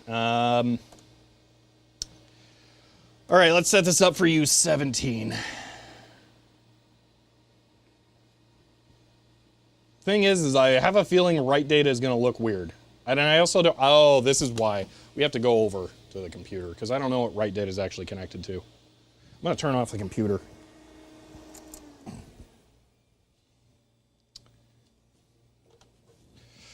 Let's go look at stuff. Prints are going as well as you would expect for what look like caterpillars over there. They're so fuzzy.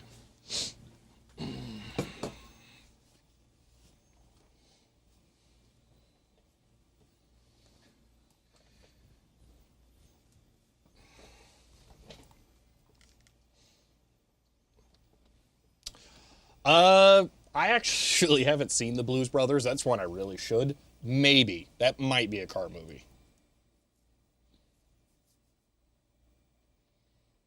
Anyway, but the point was, I was listing examples of car movies. 60 seconds.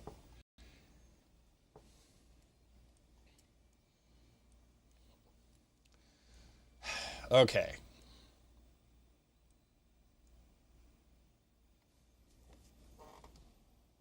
Do we just measure pin 5, or do we go look at write data?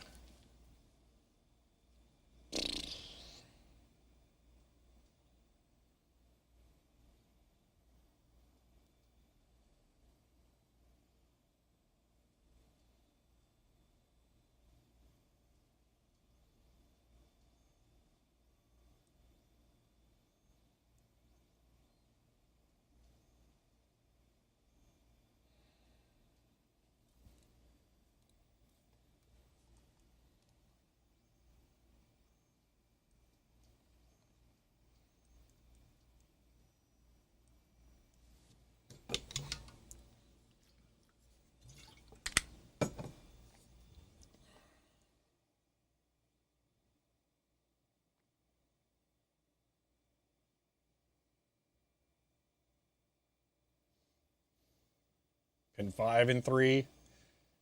So I'm not exactly sure what 3 is. I don't think it's actually a pull-up network.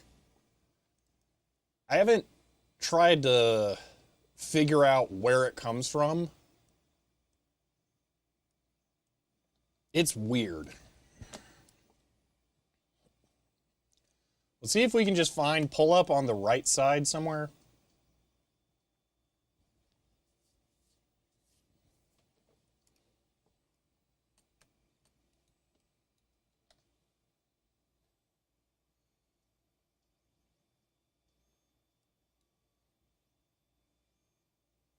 UV transparent acrylic is super spendy. That's unfortunate.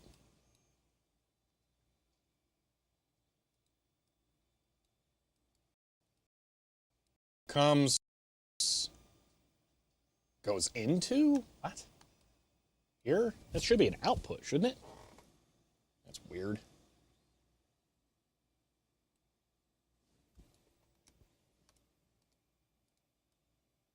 And that's it.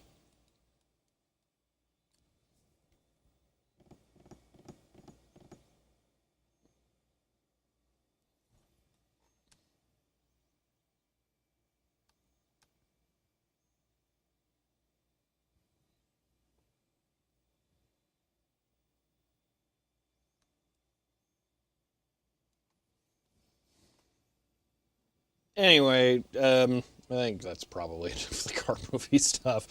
Baby Driver, that's what I got out of that. Well, here's the thing, 0 ohms, that I don't know that pull up, I mean, okay.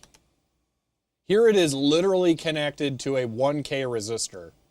So they have this weird thing where resistors are listed in kilo ohms here. So it's 1.00. So pull-up might literally just be a pull-up? What? Why would it be going into clear? Pin 3. It's clear 1. Is there a pin description? Hold on.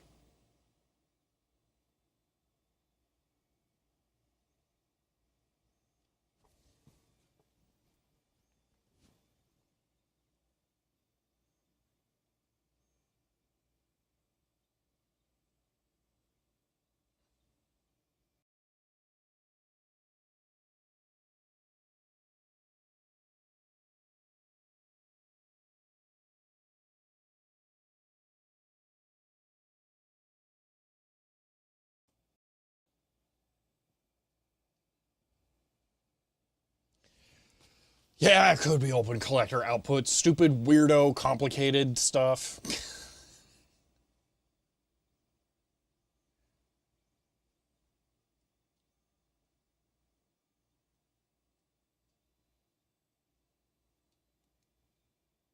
And stupid, not OCR PDFs.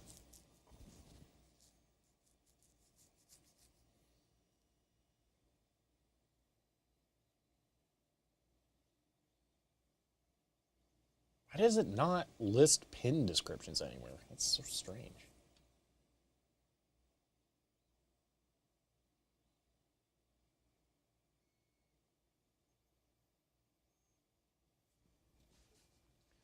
Okay, reset. An overriding clear active level is provided on each one shot by applying load to the reset. Any timing cycle can be any timing cycle.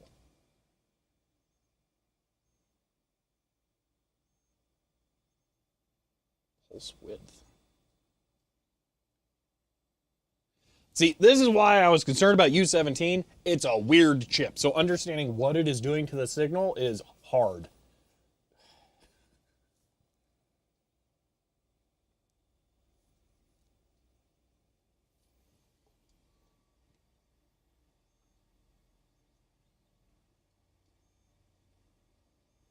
Because I need to be able to determine if U17 is doing what it's supposed to be doing, or if the signal coming into it is bad.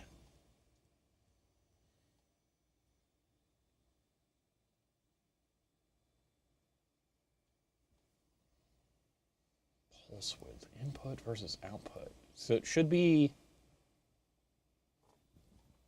Why is it going low here at all?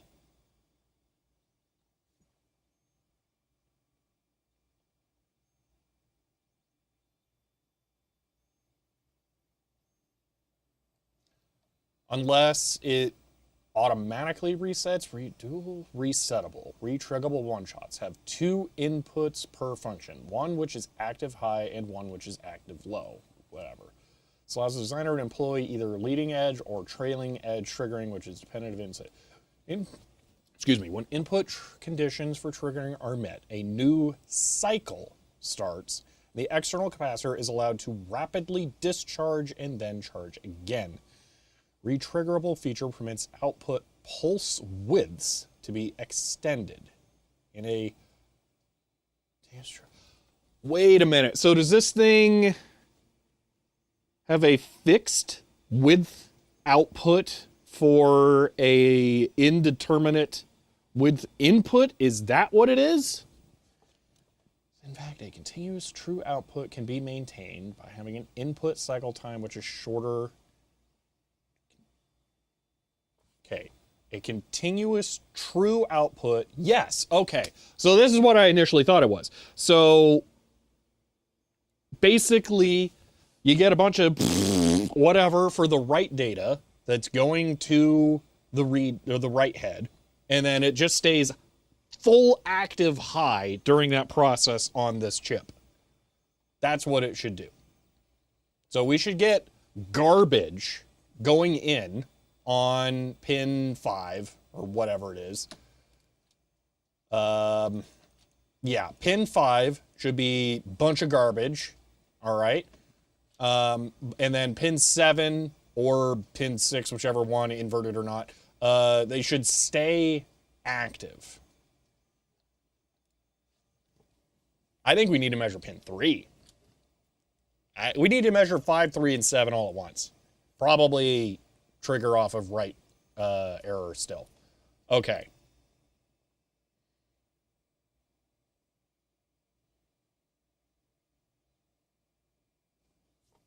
All right.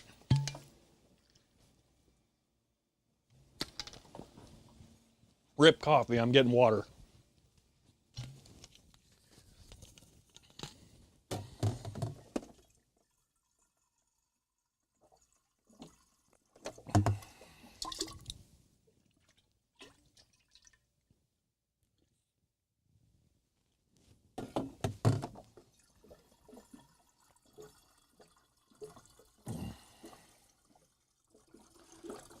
I was just reminded of a really stupid random project I want to do at some point.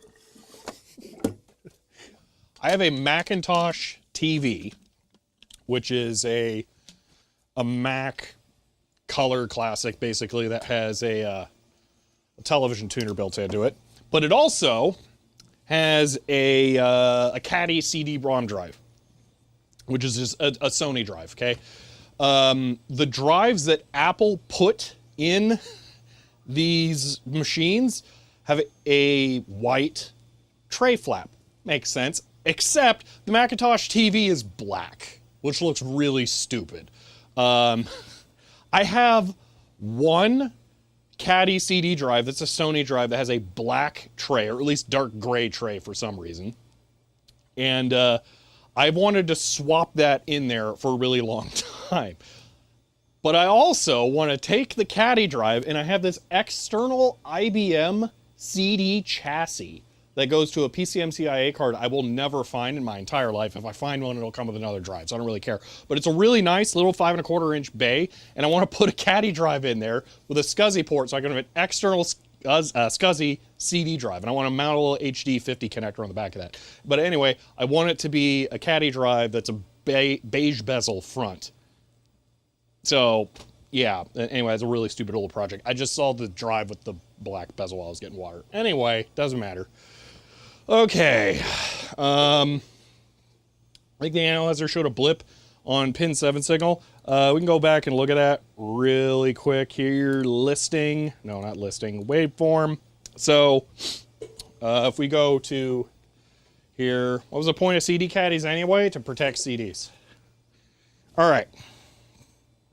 So this is effectively pin 7. So, did we? Yeah. Interesting. So, okay. Also, what's going on here? Write, enable. So it was, we need write reset. I want write reset. Hold on. I want to track write fault reset, which is pin 10. Because we had write fault. Yeah, this seems pretty consistent. Yeah, that was somewhat enlightening, actually, zooming out. Interesting. Was it just crosshair? Oh, I'm not sure what you're talking about. We're getting a static pulse on there, which is strange. This is microseconds level of data, though. Okay. I want to add, do we just add pin 5 and pin 3 on U17 to this? I think we do. I think we do that. So we leave all of this connected, and then we just add pin 5 and pin 17 to this. CD caddies probably put CDs more at risk because you're handling it more because no one ever bought a caddy for every CD they own. Yeah, probably. Well, I think the idea then, though, was that CDs held such an insane amount of data that you wouldn't need that many of them. Like, how many CDs do you really need? Like, you get one whole dictionary, one whole encyclopedia, and that's all the information in the entire world. I mean, that's everything you would need. Yeah, the cap next to it, for sure, we should check. But we'll get to that in a moment. Where is U17? Click. It is by the transistor. That one. Right? Big resistor. Yeah, okay. CD-ROMs cost you several $100s. Data was so valuable. Yeah. So I think it comes from that era when stuff was just different. All right. So U17 is... Actually, that's the correct size clip for that, so that's convenient. All right. Let's go back to format. Let's add a label for what do I want to call this? RG-clear. I don't know why I'm calling it RG.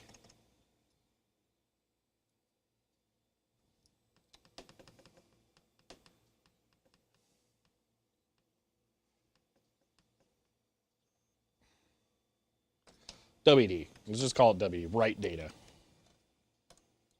Okay. You are pin 6. Boom. Okay. Let's see. Write enable and erase. Hold active high so it starts the write process. Default triggers instantly. Yes. Yeah, no. We definitely understand why it's triggering here.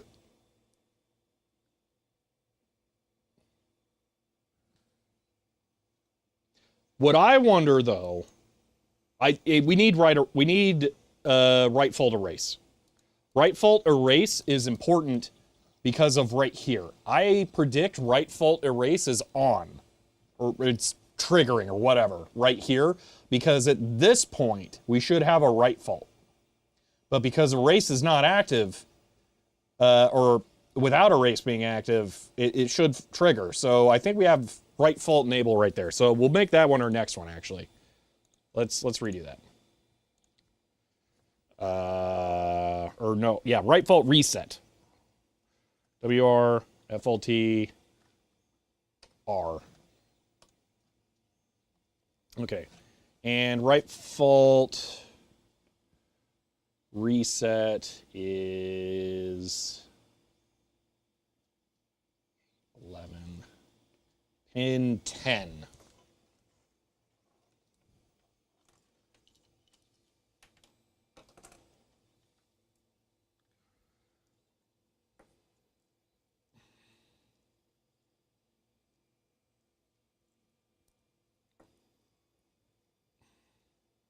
probes are all tangled up. Give me a second. Okay.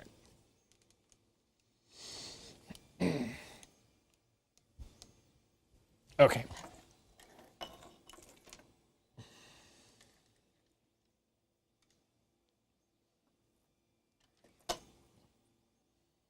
So 1, 2, 8, 9, 10. Okay. So that's that one.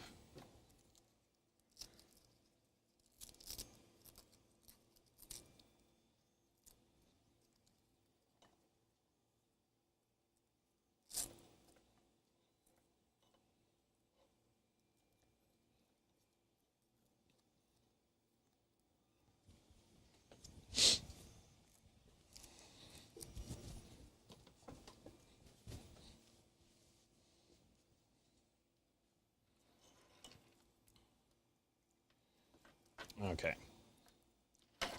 So the next one will be write data, clear.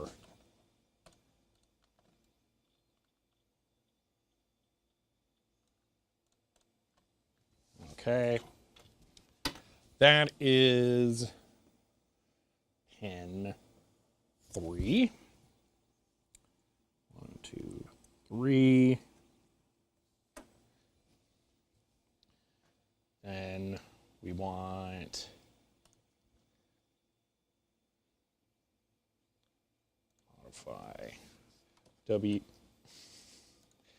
modify WD in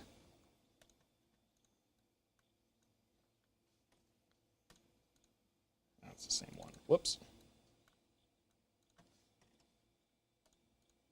Okay. Input is pin 5. Yes. 2, 3, 4, 5. And then there's no reason to measure pin 7. Okay.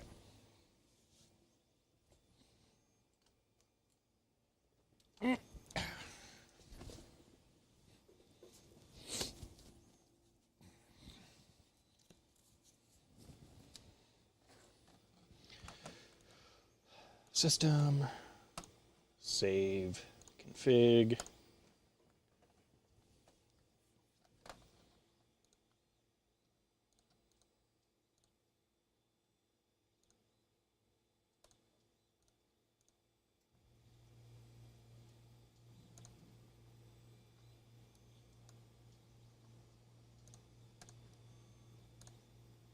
Okay.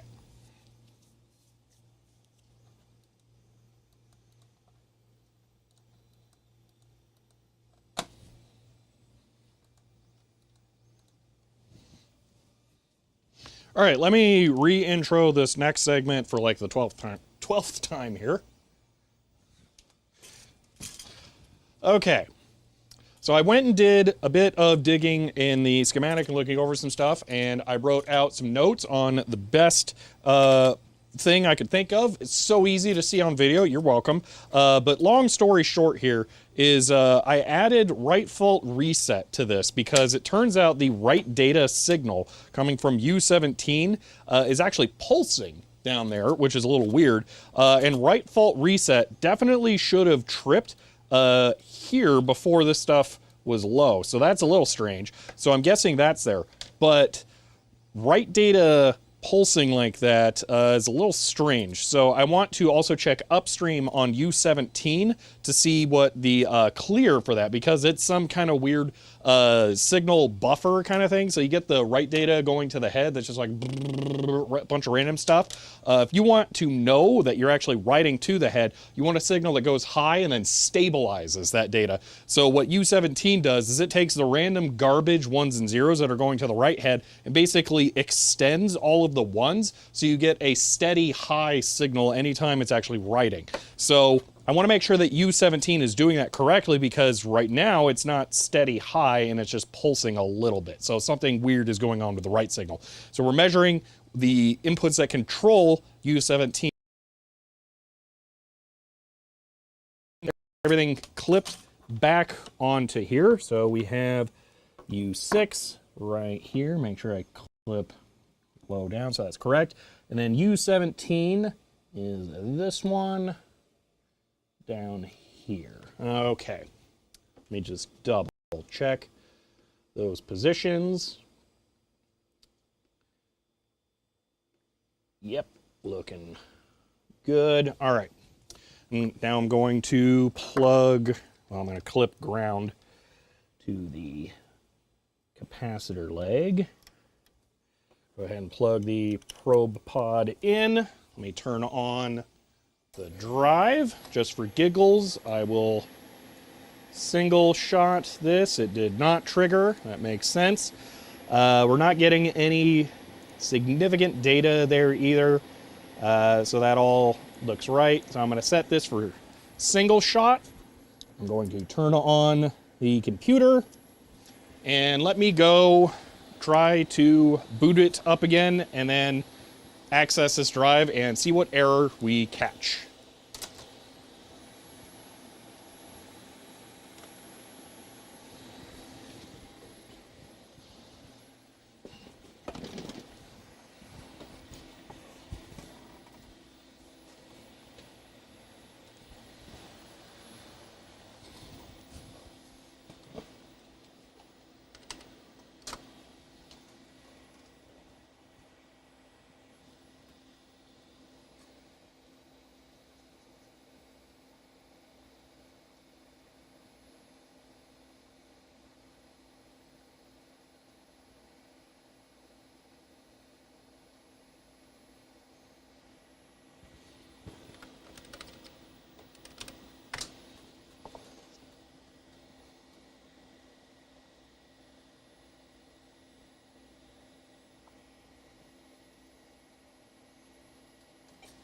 Yeah, 0 ohms, the IC clips are just the way to do this kind of thing. I've spent a lot of money on IC clips now because it makes it so much easier to set this stuff up.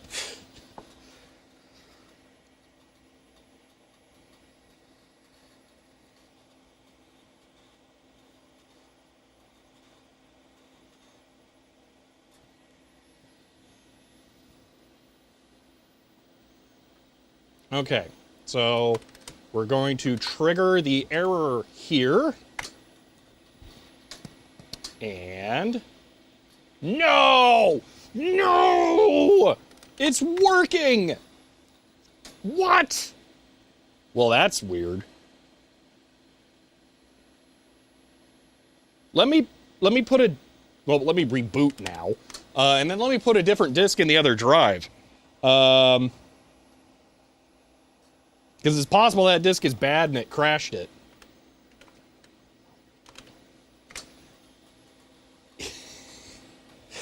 If this works, I'm going to guess we have a cold solder joint or a broken solder joint on U17 because I poked it and then it did something different.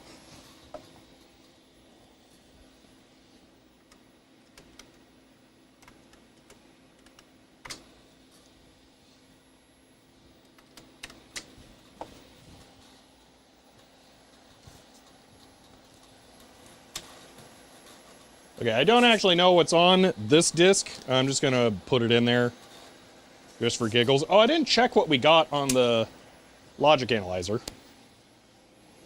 We did not trip, so we didn't get a write fault.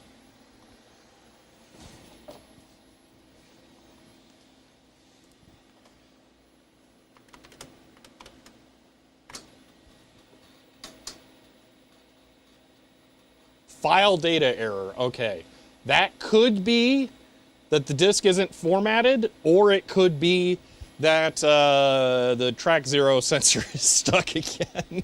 So that's not very helpful of an error. I will put a different disk in there entirely that should have a valid file system on it. We'll try that.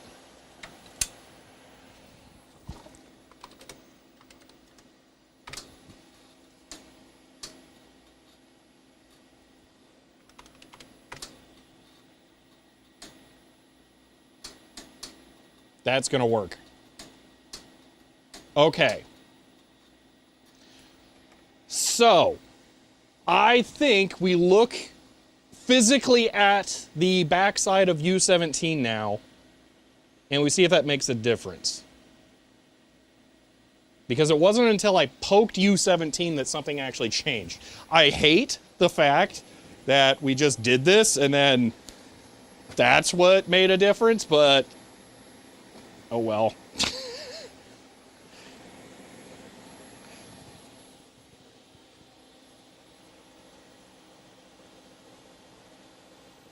Triggered on the data error disk. Alright. Man, if head movements make me think explain elite.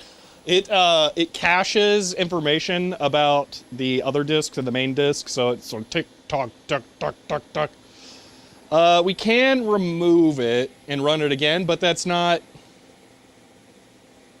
truly indicative of the error because I'm gonna have to wiggle the chip to do that. There's no way for me to remove the clip without wiggling it. I mean, I guess if I remove it and it works.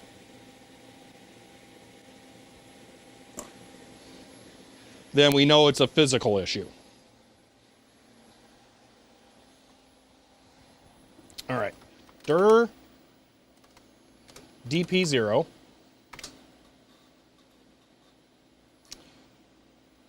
release dp1 dir dp1 list.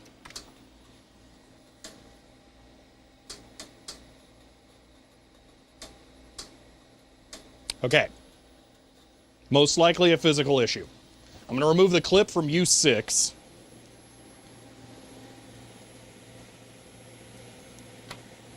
Now we'll repeat that test.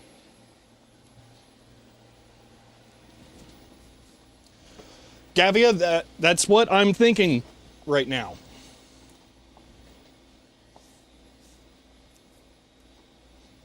Anyway, the drive that's bad is the one that had... You can't see the orange tape on the front. It's the bottom drive in this setup.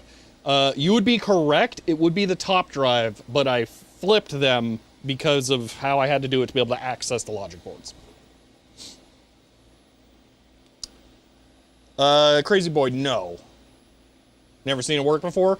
We haven't been able to get to this point too many times. That's why. dir dp0 release dp1 dir dp1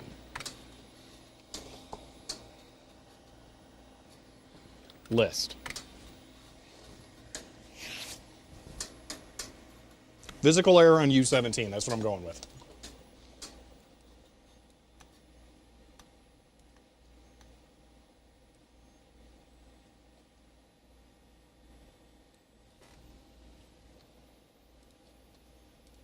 I'm cheating right now, one moment.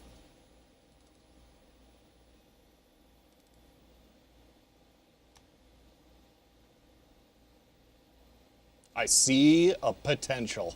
Because I have photos of the bottom of the board already.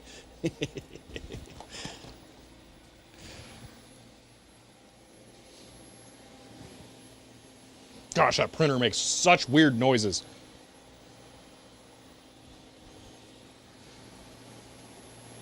Okay.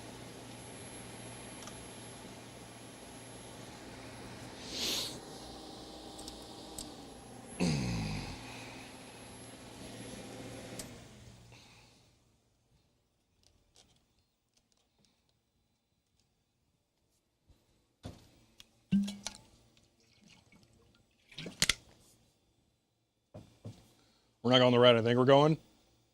So Flare Spire, I don't know what route you think we're going. We're going to remove this PCB, and then I'm just going to look at the bottom of this chip right there.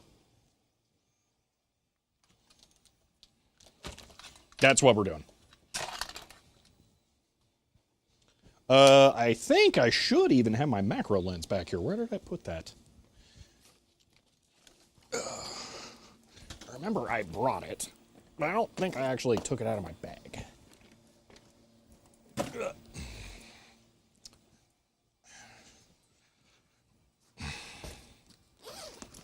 There it is. Oh, no wonder my laptop bag's always so heavy. Couldn't be because I have 2 laptops in here and enough cables to be able to plug in any device you've ever heard of. Nah, it's not that.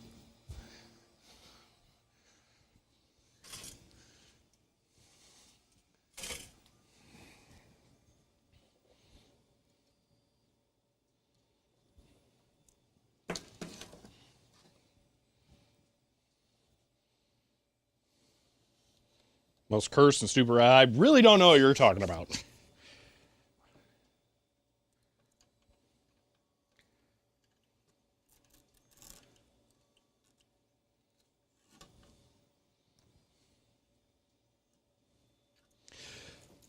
I'm talking like laptop bag weighs like 40 pounds, Chloe. Like it's actually very heavy. I don't pack light, and I carry that with me to and from the house every day I go to the office. Partly it's because office so that I can work here, then I go home and I try and do something there, and then I don't have anything, so I try to keep like one of everything in the laptop bag so I know it's at home too. So it is very overkill. Where did the ESD strap go?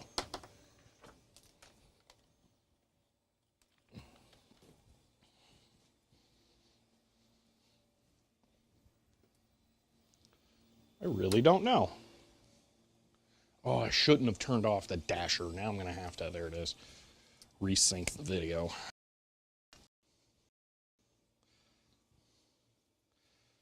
It's my main job, this. Historical preservation of vintage computers, I guess.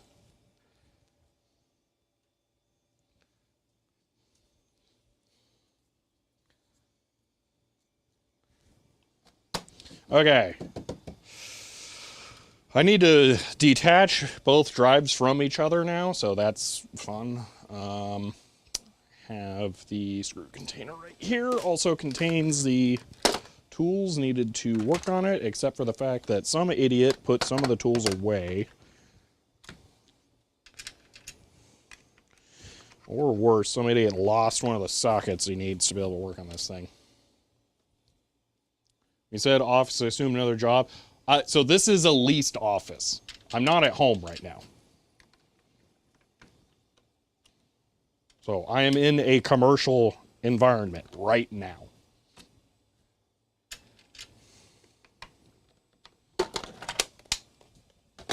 Which is admittedly weird. And, yeah. So it throws people off. I get it. See, the problem is this morning, I tore apart the terminal tester to inspect it. And I definitely had to swap sockets for that. So now I don't know where I put the other socket. Dave Jones type of setup? Actually, yeah, it's comparable. It is comparable, yes. Except he owns his in some weird way that you can buy part of a building. I don't fully get that, nor do I ever want to be involved in that kind of thing. That just sounds weird. Like you can own the property but still have a landlord. That just sounds awful.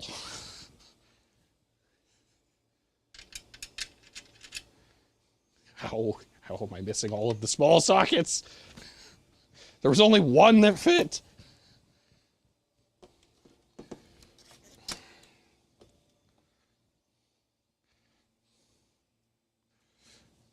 Well, Paul Guy, that's what I mean, is that you have to plunk down a bunch of money up front.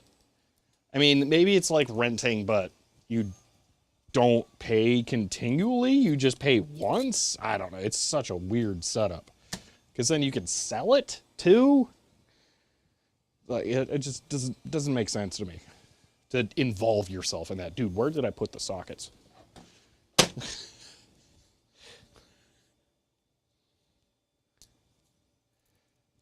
It's called the government. That's different because that's unavoidable. this is avoidable.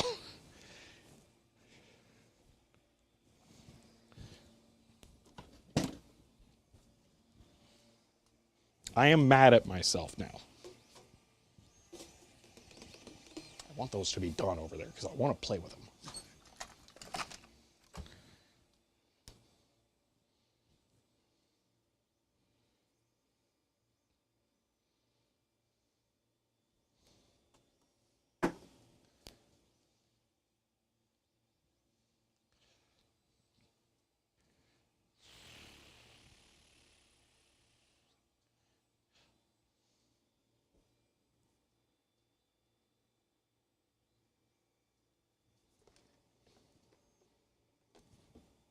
Well, they have flat head tips, so I guess I'm using that.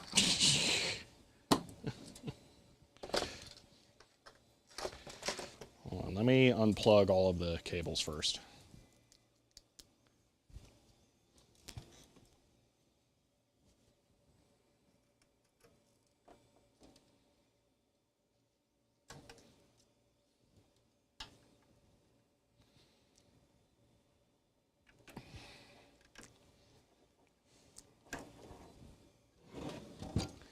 Nope, it wasn't behind the drives. Darn. I was really hoping it would be. I'm going to guess it fell on the floor and rolled somewhere, which is going to be impossible to find.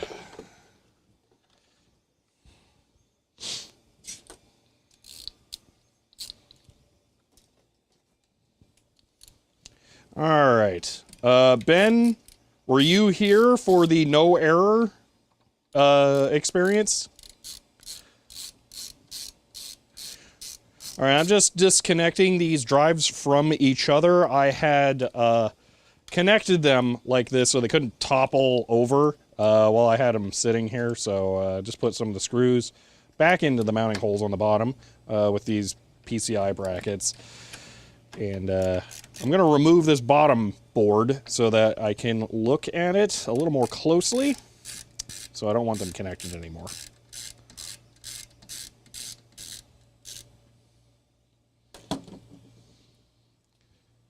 You heard it, yes, yeah, I thought about saying it. Well, in this case, I know exactly what I did when it started working, so I'm a little more optimistic.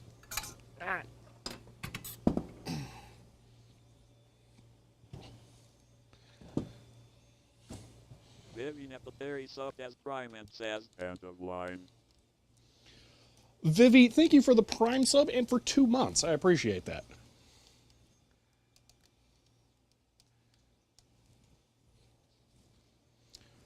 All right, so we're going to remove this. This is the head connector there. This, I believe, is the right lock sensor. And then these, I don't know, there's too many connectors on here. There's a lot of them. Also, they're dual row for some reason, and then they only have pins in the bottom row. It's really weird. All of them are like that. But I have removed this a couple of times now. Once for an initial look that didn't reveal anything, but I didn't look that deep. And then another time to take the high quality photos that I did for reference for when I was working on the layout and schematic. These have plastic drive or PCB mount studs on here that I just have to press the little latch in, and then you can push it up.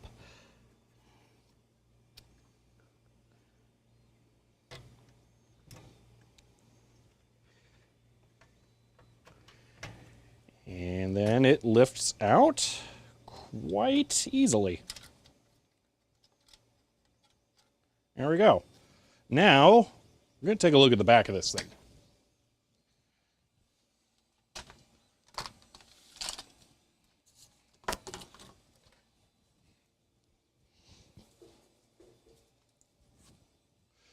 Didn't buy the color checker because this dude on Facebook Marketplace absolutely refuses to respond to your inquiries. Huh.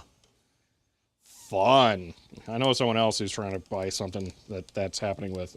I don't get it. All right. I now have a light mounted over here to make this easier to film with. Let's go ahead and get that active. Boom. Yeah. That's way better.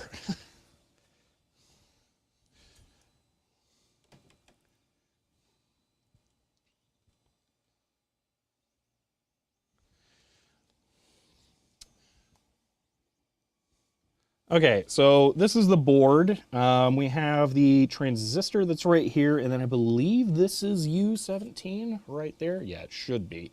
So I want to get a really close-up look at this and see if anything suspicious is there.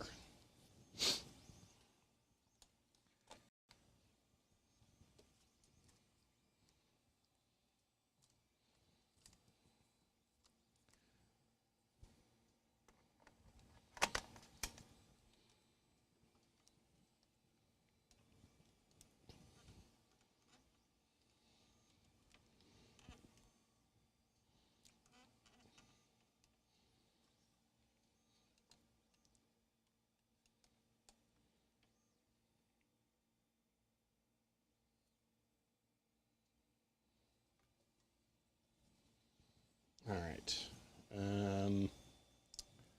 Would like a small piece of blue tape just to mark U17 with.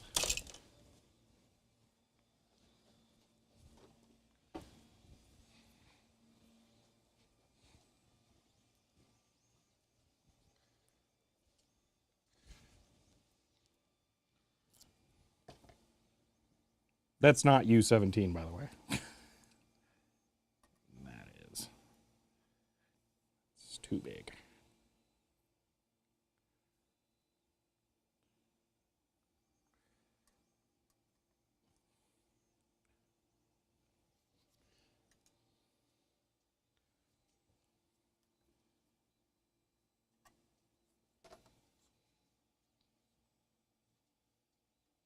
Where is it? There it is. Okay.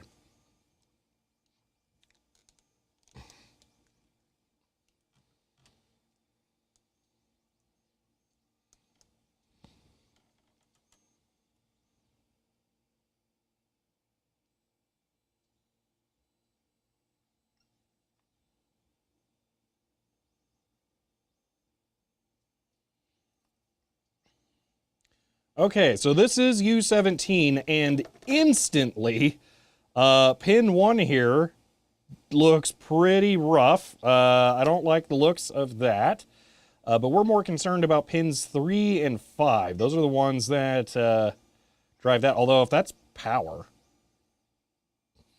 I don't think that is. Maybe, I don't know. Pin 3, I'm not seeing anything at this angle. Up there to pin 5, that looks okay. Pin 7 is one of the outputs. That one looks a little crusty. So I don't like what I'm seeing on the back side there. Got a little bit around the outer edge there. See some striations in it there and there. Yeah, overall, this looks pretty terrible. Reflowing U17 might help a lot, although under this mark that I put. What's the deal with that weird, like, scratch? Okay, it's just on the solder. Didn't break a trace, but that's a little concerning. This is on the underside of the board, by the way. There's no way for that to get scratched. So that must have happened during manufacturing. That's weird. Or very unlikely when I was taking photos, but yeah. Pin 1 is external capacitor. Ah, that doesn't sound important. Wait a minute, is it? Okay. Apparently pin 1 is for the external capacitor. So yeah, if that's a really high resistance or intermittent connection, that's going to cause a problem. That would actually cause exactly what we were seeing with the pulse width being too narrow. And that could be 100% of the issue. So it is possible that that pin being bad is why the drive is reporting write errors. Well, let's go ahead and reflow the whole thing, and then we'll pop it back in and see what happens. Unfortunately, with the nature of intermittent failures, it's entirely possible that I'll pop it back in and it'll work, and then a month later it'll fail again. I don't know, but I'm going to hope for now that this solves it. Scratch could cause a partial short. So it didn't drag solder. It's just the angle of the light. So I don't think it drug solder. Maybe it drug solder.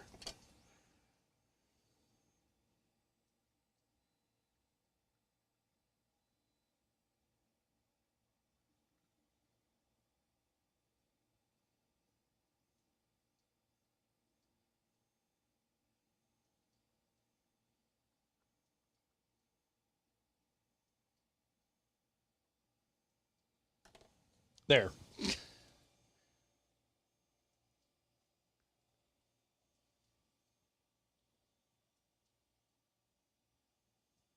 Or the caps just had expected to work except for warming up.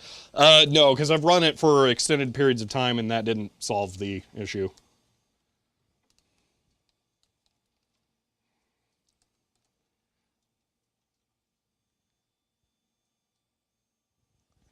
All right. You know, I don't think...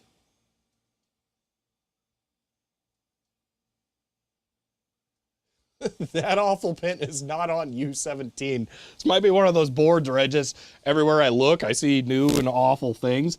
Like this right there is, oh my gosh.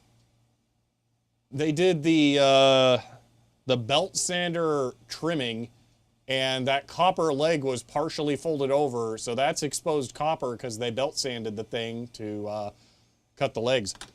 Cool.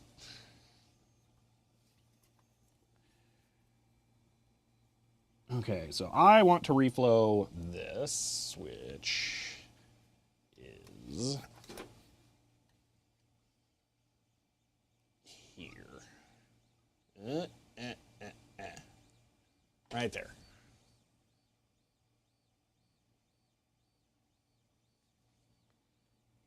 Can I make this more in focus?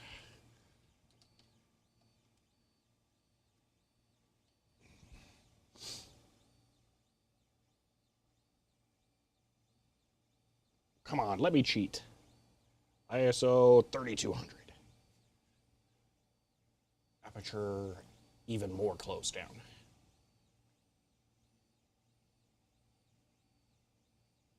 Now, I just can't get the whole thing in focus, but that'll have to do.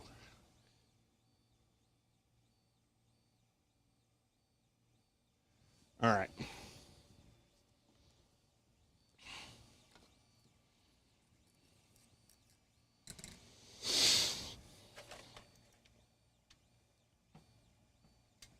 All right, let's get this thing reflowed. Philip, I think it's more that 50 years happened to this board, and it's just been knocked around a couple of times.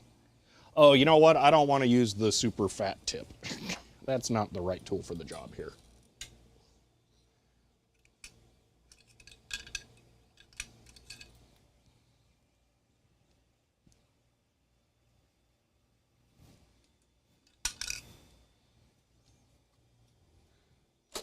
Could be 50 years after a Friday afternoon. Yeah, but it wouldn't be the Friday afternoon part.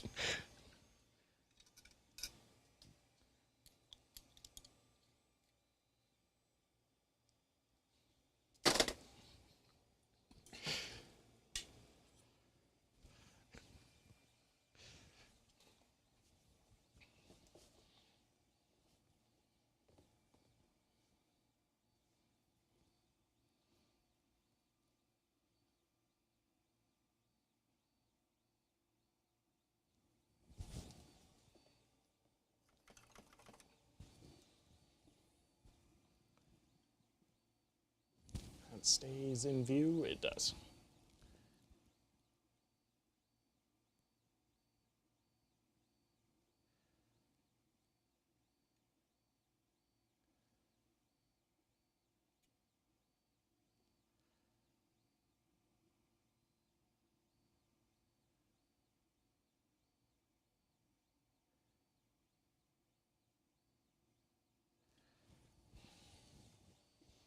There's my brass wool.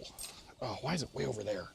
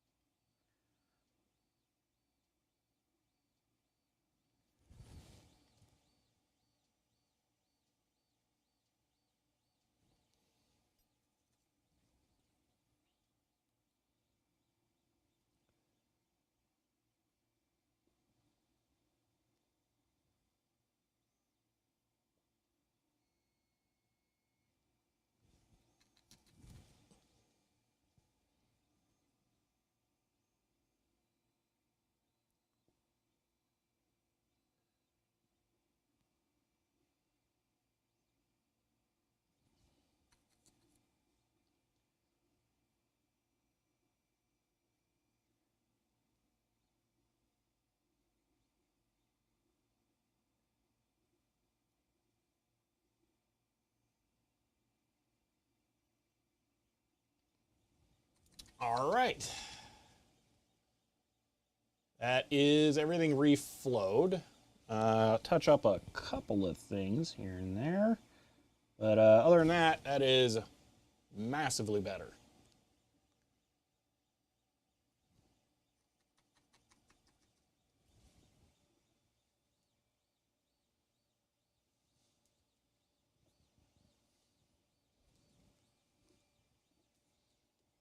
Okay.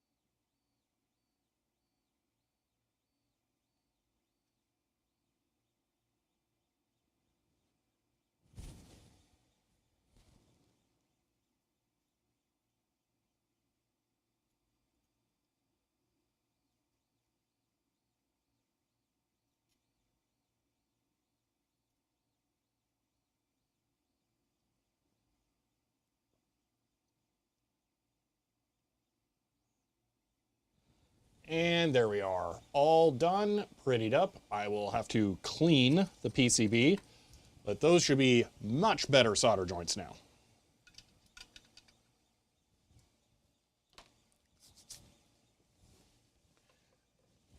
All right.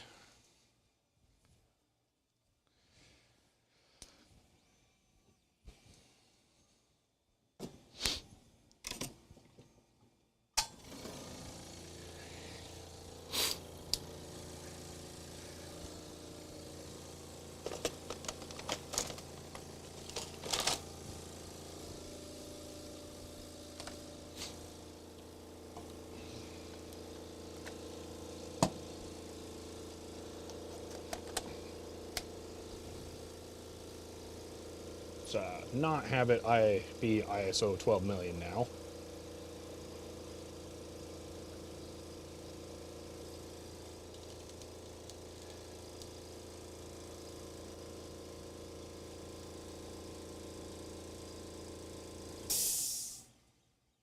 There we go. Okay, so we are here.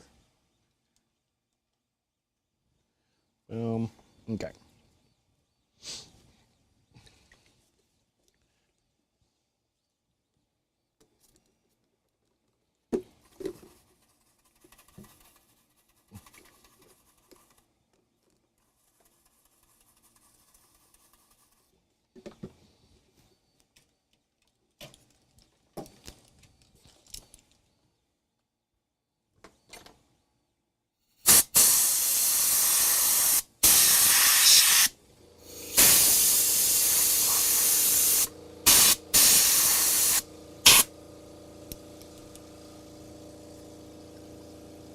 All right.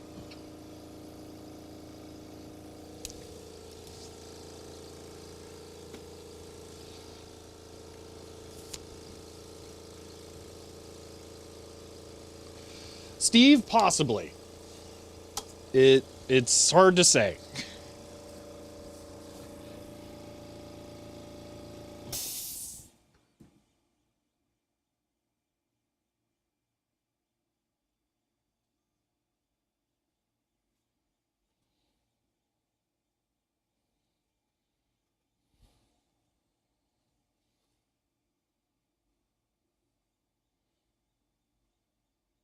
And as far as the other bad solder joints, there's so much circuit board. I don't really want to just reflow the whole thing, because I think it's either I reflow the whole thing or we just fix the one problem and hope for the best. Because the whole thing kind of looks terrible.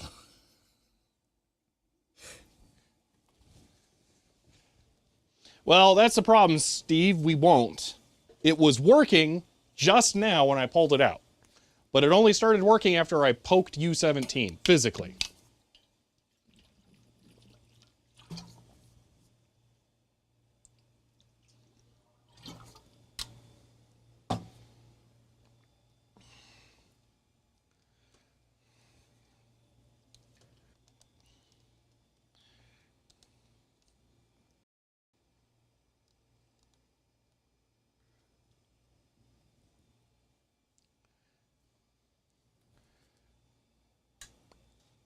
I'd say on stream we fix a problem, I hope it works, and then off stream go for full reflow to be safe.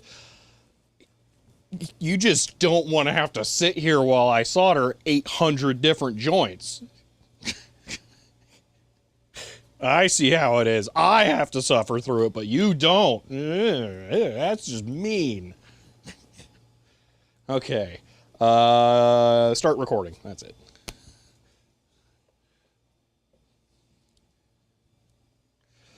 All right, I've cleaned up the fresh solder, and we're ready to reinstall the board so we can test the drive. Since it technically worked when we removed it, there's no real way of knowing that it's done. But if it ever fails again, then I know that that wasn't it. So this is the fun of an intermittent error, is that you can never really be sure that you fixed it. So let's just reassemble it and see what happens.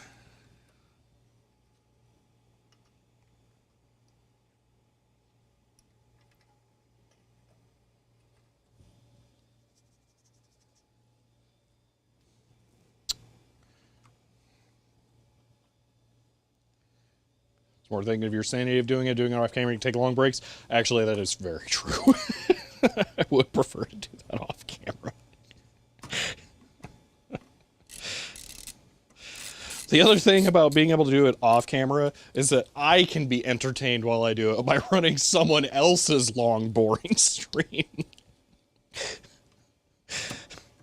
When I have to do it on camera, I not only have to be bored out of my mind, I have to be entertaining as well. It's a pain.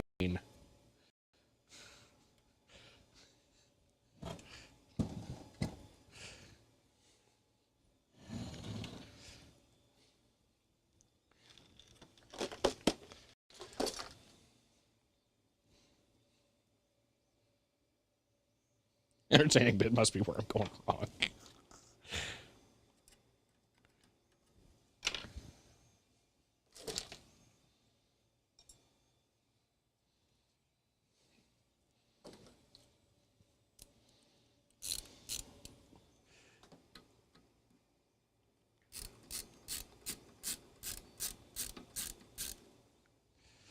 Dude, if the whole video is I poke a chip and then it starts working, so I solder that chip and then it starts working, is that actually a video?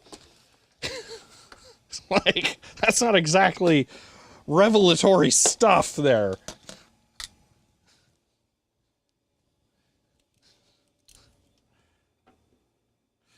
Especially since this video will come after the Dasher terminal video. Where it'd be like, hey, Dasher terminal is bad and I fixed it by resoldering it. Second channel video? I don't know, is it like even worth it? Upload as a YouTube short. I don't think so. My plan is to never ever engage with shorts.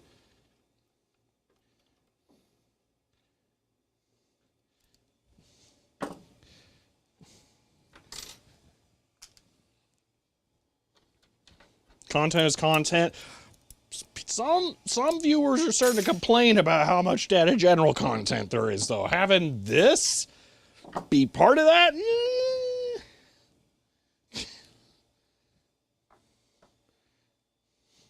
So maybe second channel. I don't know. I don't really want it to be a second channel video, but I don't want it to be a main channel video either. That's the problem. I think of the two wants, the want for it to not be a main channel video is stronger.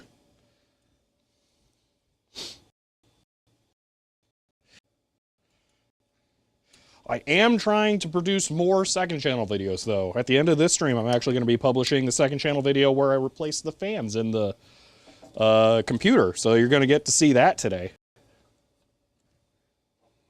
So maybe second channel. If it is, then I will massively scale back how much effort I'm putting into this.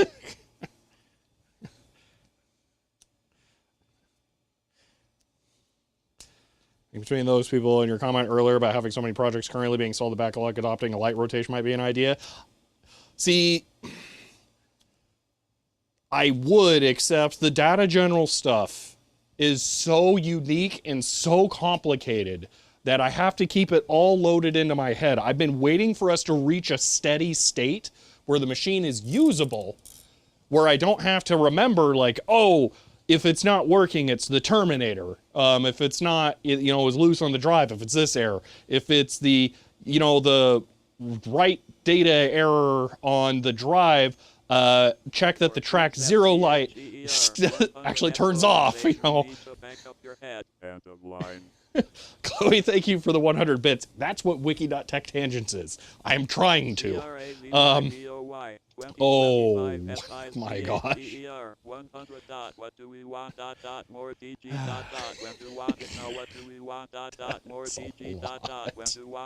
Especially with the dots. Oh my god.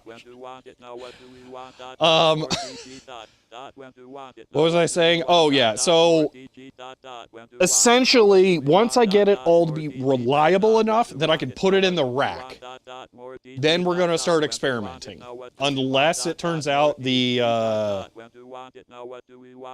disk dump and load works really well, then we 5.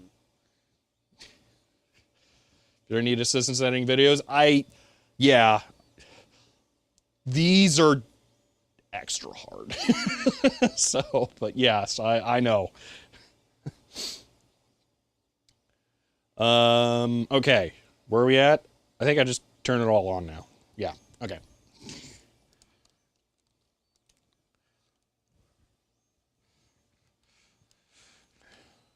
Ben, it might be when, actually. We always knew CRAZYPOY. 2025 was a bit nutty. End of line. Chloe, thank you for the 100 bits. Anyone want to look up when the Twitch API gets shanked? That way I can know when I'm going to have to rewrite my stuff. Because that's screaming up here. All right. End of this month? Okay. All right, the bad drives board is reinstalled. All the connectors are back together. I have it and the other drive plugged back in to the drive units logic board. So I'm going to power it all up again, turn on the computer, and let's see if we get an error now. If we don't, that still doesn't really tell us that much because it just worked without having the solder fixed. I don't know, man. I'm really hoping it's this cracked solder joint. And if it works here, we're probably just going to call it good. Ben, thank you for the 100 bits. Sorry I had to talk over that. All right, let me go turn on the dasher. When did Skype end? Not yet. It's the beginning of next month. So I now have 1 month, and I really need to do that. I was going to do that this last week, but I had to do taxes. So, and then this weird phenomenon happened when I did all my taxes. I had to unload the data general stuff for a little bit mentally and work on taxes. My brain was like, oh, it's so nice not having all that in there. And I accidentally took a day off, and it was fantastic. That was, I needed that. Anyway, let's go look at that's not working because I turned it off because I'm an idiot. Try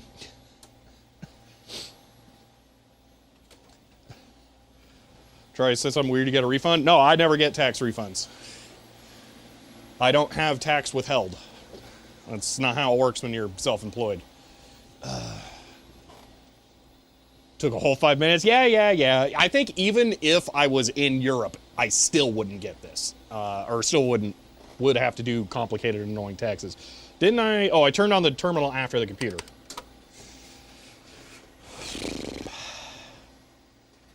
Tax offices, yeah, we still use data generals too.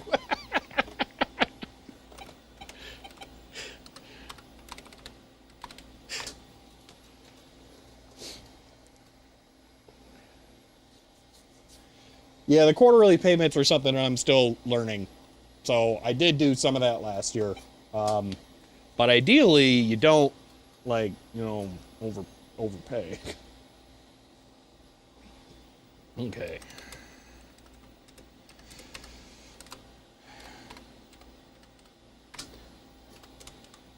All right. So, moment of truth here in a second. Will the drive work? End of line. Thank you for the 100 bits. All right, here we go. dir DP1. Watch, now it has the track 0 error. Oh, that just worked! Oh, I think we get to call it fixed. Oh, oh.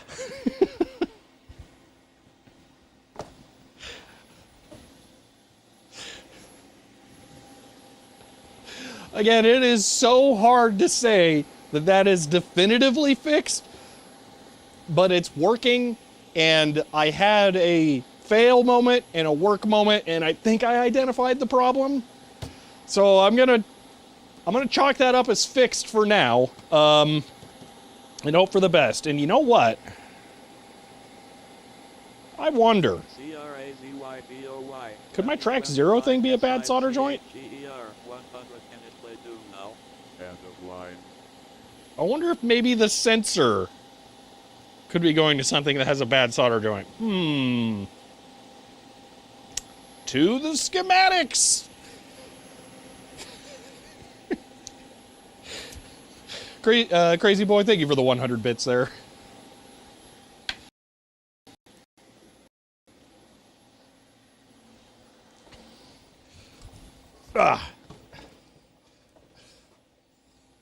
Time to reflow everything? Yeah. Okay. Right protect. That's what we want to look at. Or look for. Okay. Because maybe it's not the switch.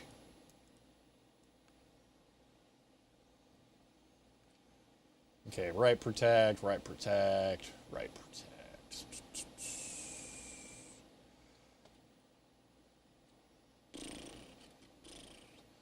Oh, don't tell me you just directly read the switch.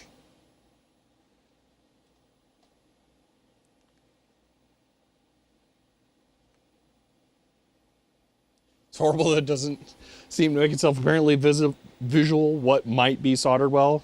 Yeah, it seems like you're looking at the dasher. The dasher's the best thing ever, so I don't know why you'd want to look at anything else. Okay, there you go. And I know you can't realistically see me right now. Okay. Right protect. Man,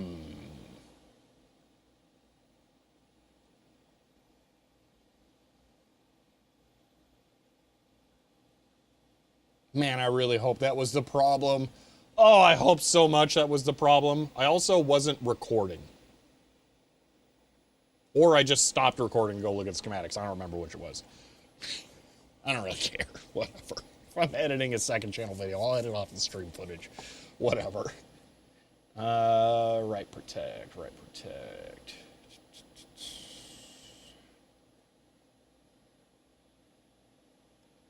Detector?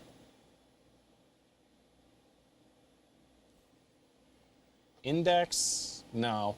Okay. Detector. Right inhibit? Right protect. Okay. So J6. Okay. So let's look at this. So J6 is that one. Now I've reflowed all of the connectors already, so we're not going to get anything off of that. Where does it go? Hold on. These two are tied to ground. Oh, we have emitter and detector. Okay, so there should be 2 signals and ground. Okay.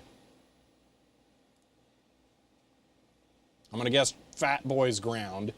So resistor ties high. Okay, so whatever on that. Is that flipped to the bottom?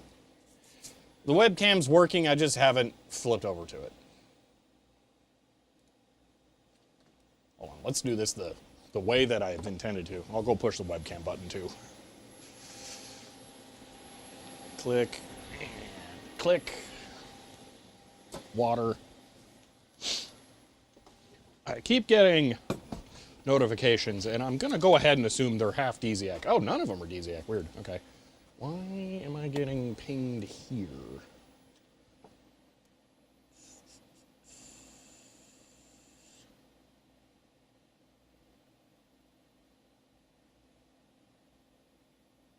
Okay, there we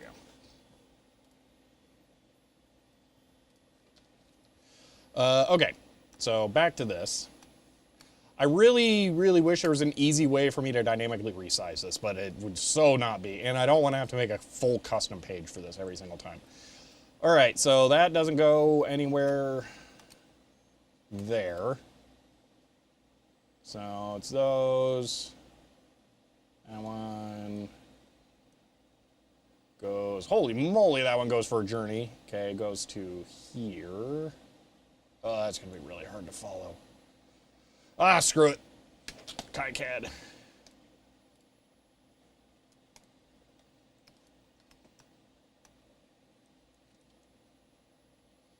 All right, top side.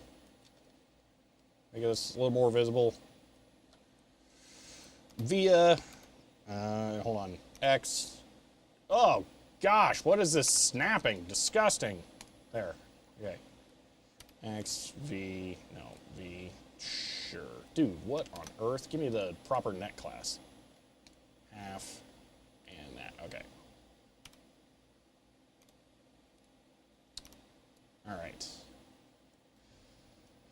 So let's go here, here, here, here, here, here, way down there, there. Way, no. Wait, oh my gosh. What is happening? To there. All the way over to there. To here. To some resistor.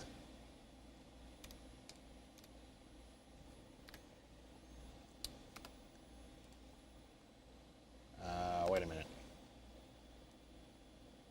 Okay, I want bottom side. To pin whatever on that. Okay. So what is that? That's way at the bottom. Let's look at the thing. So that is U30. Okay, let's look at the right protect line. Make sure that that tracks.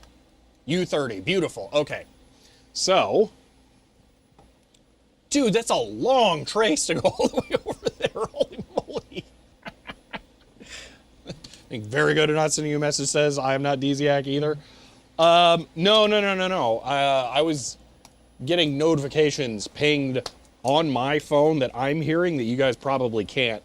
And DZAC is the one who typically pings me, and I know DZAC is out doing something today that I could have seen them possibly pinging me over.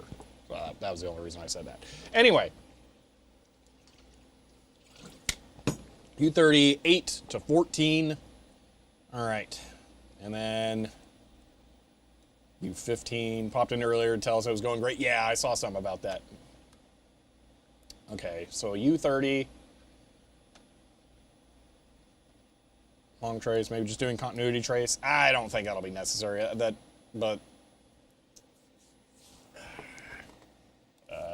where's the? Not that. It is this. Oh, I wanted KiCad. That's what I wanted. Well, this is KiCad. It's just a photo.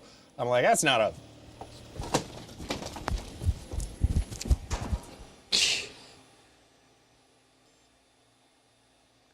The print's done.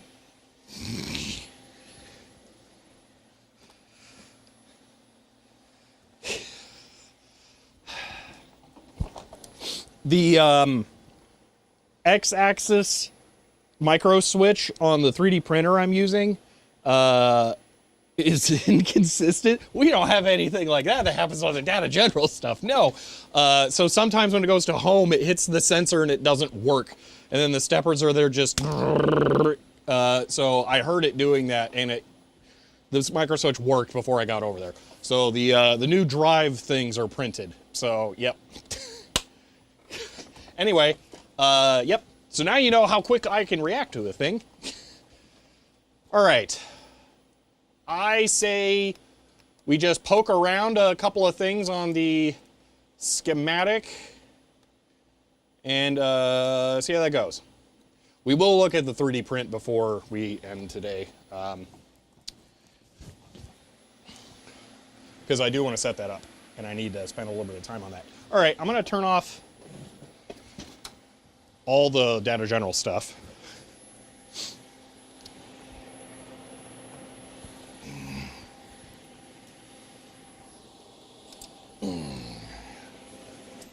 Just to be clear, the 3D printed stuff's not exciting. It's just this that holds SSDs. So delaying that, you're not missing out on anything that exciting. Okay, mine does have a backwards limit switches. Sometimes think they're pressed in when they're not. Oh, that's awful. That sounds very annoying. Okay, hold on. Wiki, tech tangents. Just be easier to go to it through that. Okay, killing KiCad on here. Discard changes. Okay, recent changes.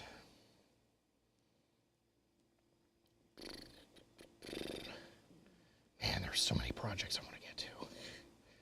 Okay. Let's see, hour meter, drive logs, runtime. The drives could, not all of them have that feature actually enabled though. So the ones that I have here do not have that installed. I think we're done with the logic analyzer. Okay.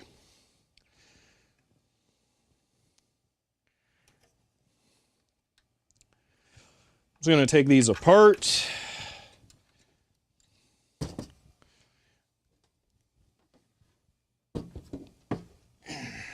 And then we'll pull the PCB off again, go poke around on it one more time. Give me a lot of content. It's really not what I'm looking for. Dude, why won't it open this page?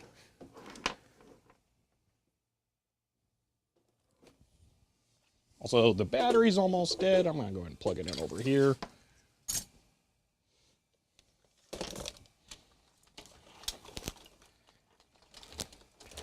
It's actually doing really well on battery, all things considered.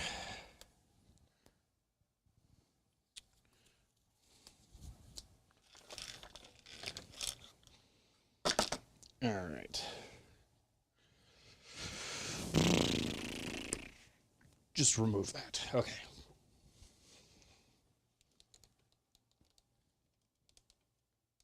Enjoy the reflections.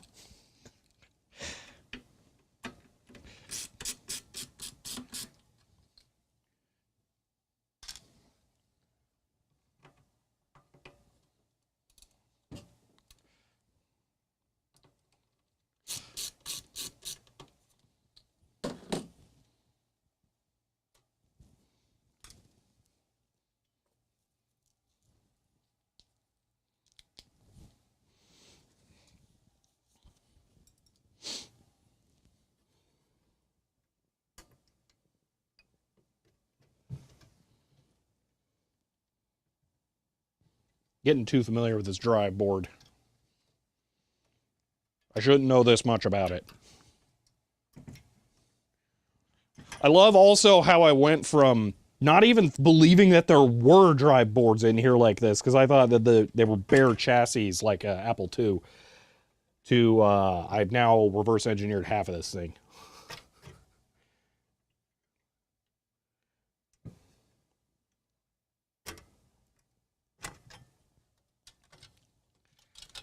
All right.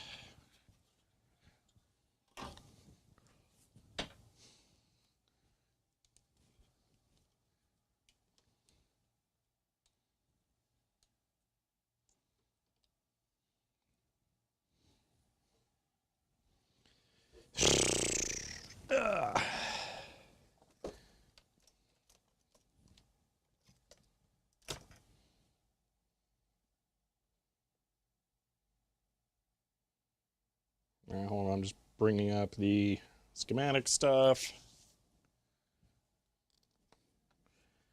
So U30 is going to be this one, and it's pin 1 here. That really doesn't look that bad.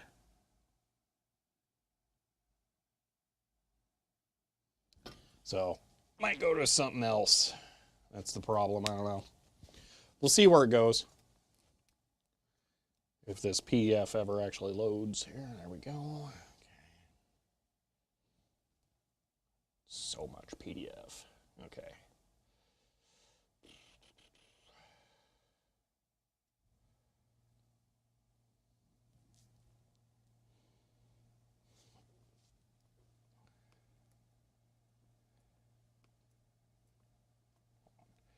Duplicating the tab so I can have one that's on the RefDes table. So terrible. Hate this schematic so much. This board. Okay, where's U12? So it goes U30, pin 9, so that one. Wait, what? Or pin 8. 4. Yeah, that would be 8. Okay. So pin 8. Then the output is on pin 14. Let me try and get you a view of this.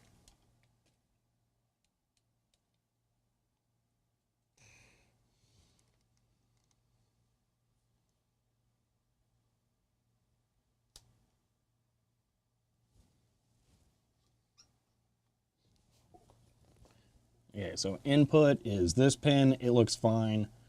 14, that's a 7 pin, so it'd be this one. That looks pretty good. Okay, now that goes to U12. Actually, it goes to W4 first. W4 is somewhere. Where's U12? Maybe it's next to that. W4. Okay. W4 is what? Not installed? How?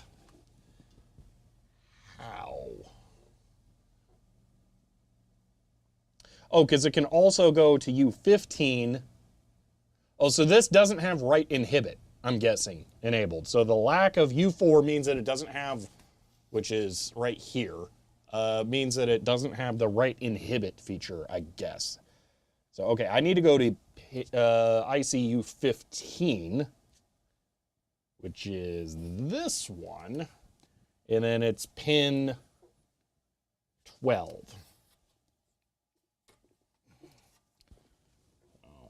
1, 2, 3, 4, 5, 6, 7, 8, 9, 10, 11, 12. That really doesn't look that bad. Okay. It outputs on pin 11. It's not that bad. Okay. And then the write protect signal goes off into the wide, wonderful world. So where is it actually used?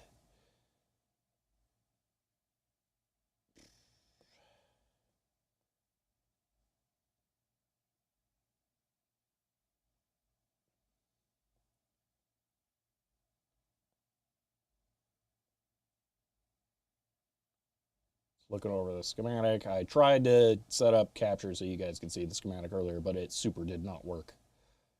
So just give me a moment here.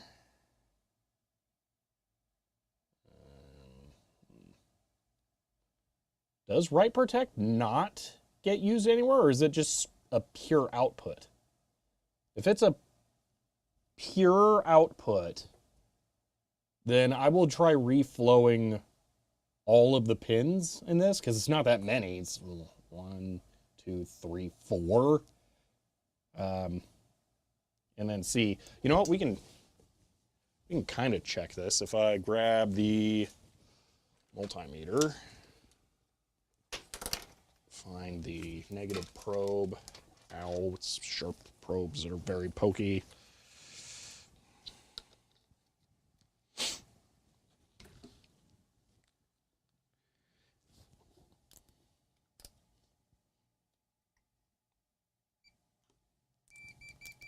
Okay. So this was pin 11 on here. 14, 13, 12, 11.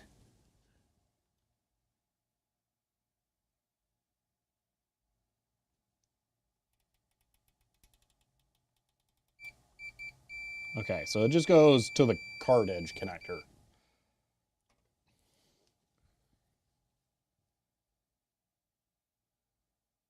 I'm going to just reflow all the pins along that.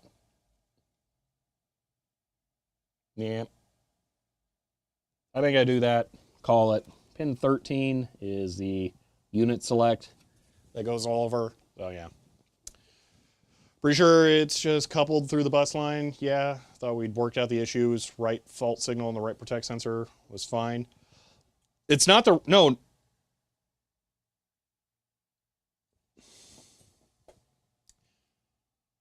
Ben, you're correct. Because I was mistaking the track 0 sensor. Let's go look for the track 0 sensor, because that's what I actually meant. So track 0 sensor, where's that? Track 0, okay, that reads track 0. What emits track 0? Okay, where does that go? Okay. So it is J03. Thank you. It's this close to spending 100 bits to ask about the track 0 sensor a third time. Yeah. Nope, I am just an idiot. It's this one. Okay. So it goes through W31 and 29, which are here. No, hold on, which connector? J3, this. Okay, 29 is one of them, as is 31, which is this one, so it goes through those. Okay, so this is normally open versus normally closed. That's weird. Okay. Track 0 optics emitter.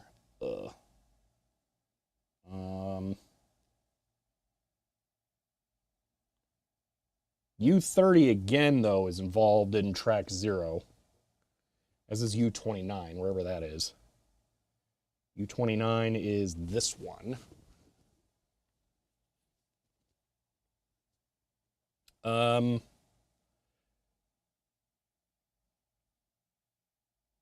Four pins of U29 are used for it. 1, 2, 3, 4.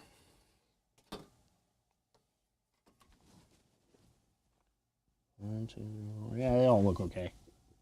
No, those are awful.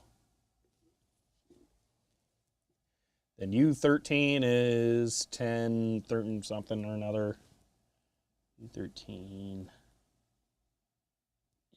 That one's a little wonky looking. Okay. Not that many pins again related to this. The jumpers are a little... Ooh, I don't like the jumper look there. Okay. I say we reflow along this and then hope for the best. Okay.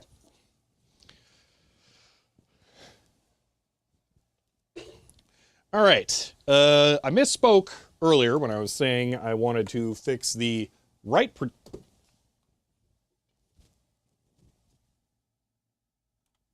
There you go. Got the actual camera back.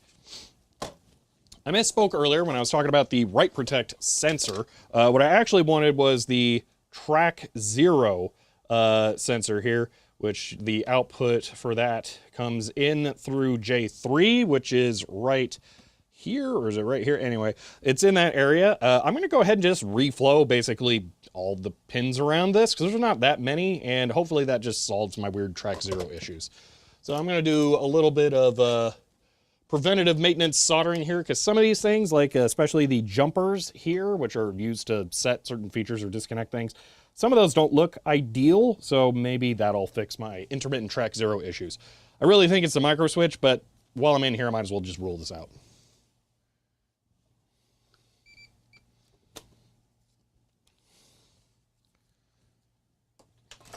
All right.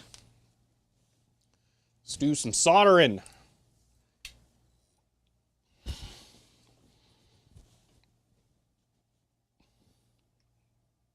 All right, where's W26? It is the bottom of this grouping, and it's not installed. Okay. So we only need 29 and 31, which are here. So let's just reflow everything there first.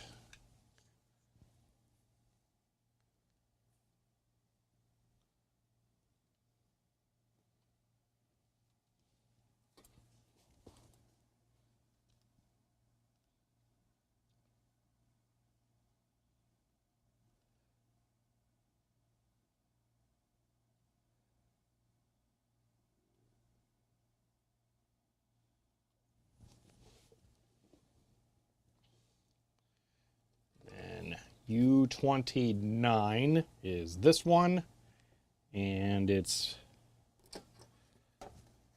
pins 1, 2, 3, 4 that are related to this.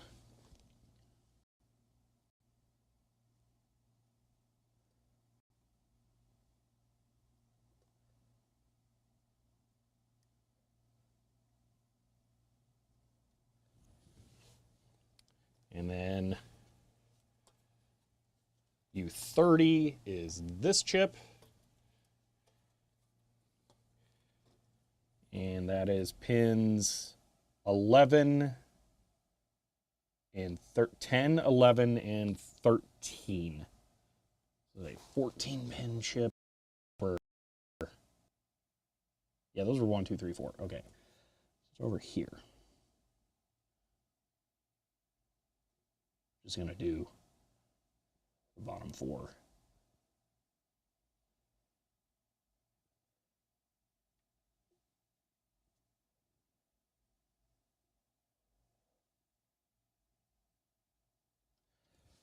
Okay. And there is W13 and W10.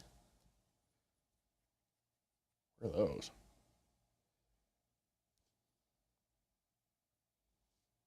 W13 is in a massive bank of possible jumpers next to here.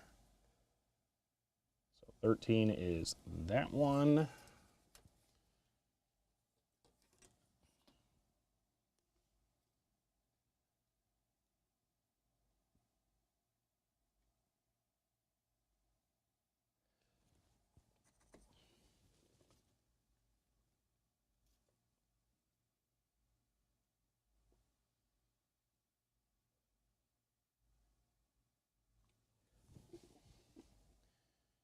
And W10 is here and not installed. Okay.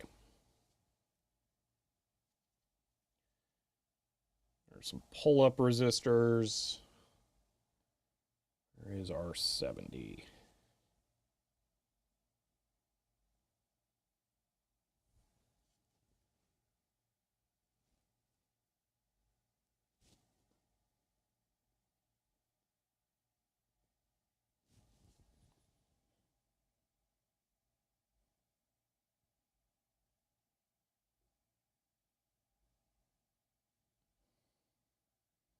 Let's see, 68 and then 75. It's screwing with me.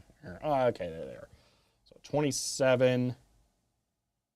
No, this would be these. They're not installed. Okay. 71 and 72 would be right here. They're not installed. And 68 would be here.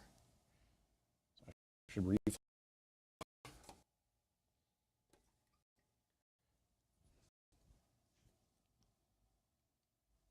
This is power for the emitter diode. I'm going to guess we don't have a problem with, because these suckers are powerful, these diodes in this thing. And I think that's it.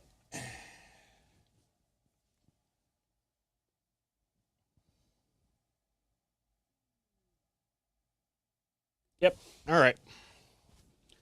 So that is everything I could realistically reflow or the track 0 sensor. And hopefully that makes it work. I am not optimistic. I really think it's a micro switch, but maybe.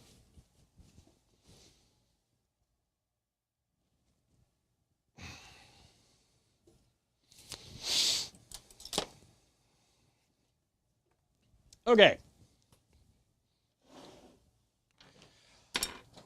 Here's what I want to do. I want to actually clean that drive up a little bit, or board up, before I put it back in here.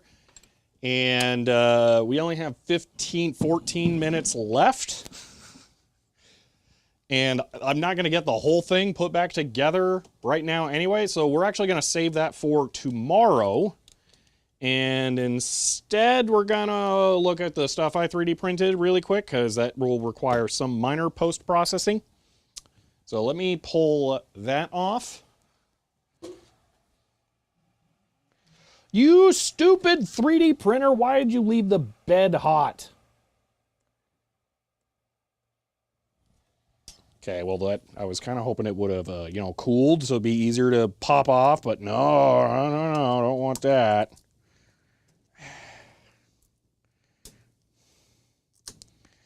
Apparently I need to go look at the configuration for Prusa Slicer.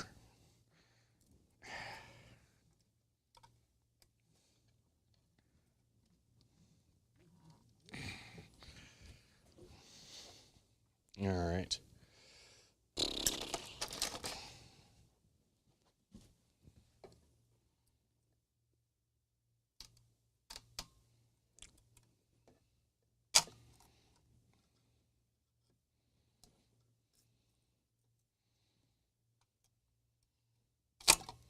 Okay.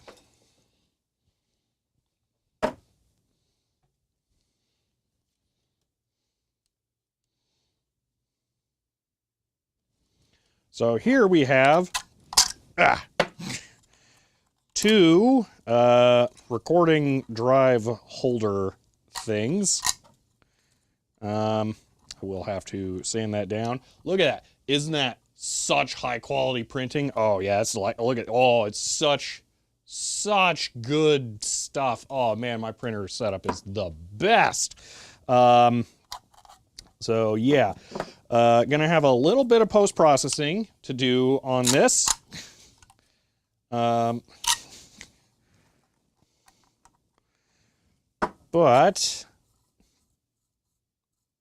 that's kind of cool. This will do what I want it to. It'll work really well right now, but I have a better final setup. So what this does is it holds 3 SSDs like that for my video projects, so that I can keep the 2 camera drives and the controller recorder drives all together, which makes it really, really nice. So yeah, I just need to do a little bit of post-processing on this. So yeah.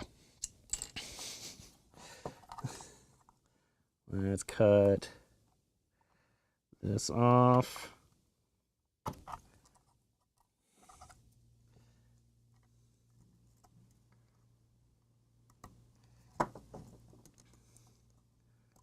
A very fuzzy print.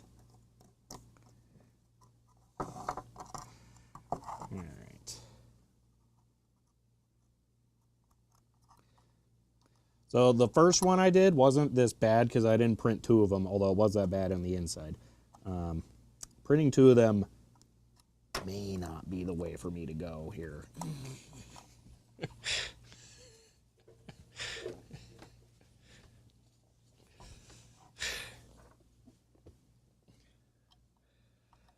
I don't want recommendations on how to fix this. I know. I don't care. I'm good. It's fine.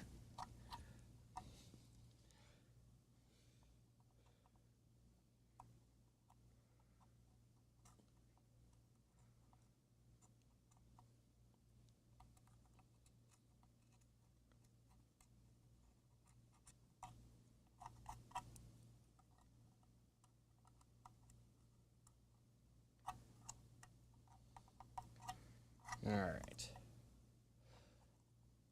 Cutting away from you only applies when you're doing something that you can't control. I'm not going to use the really fine tipped blade in ways that I can't control, so I'm not going to slip and cut myself. That's not necessary here.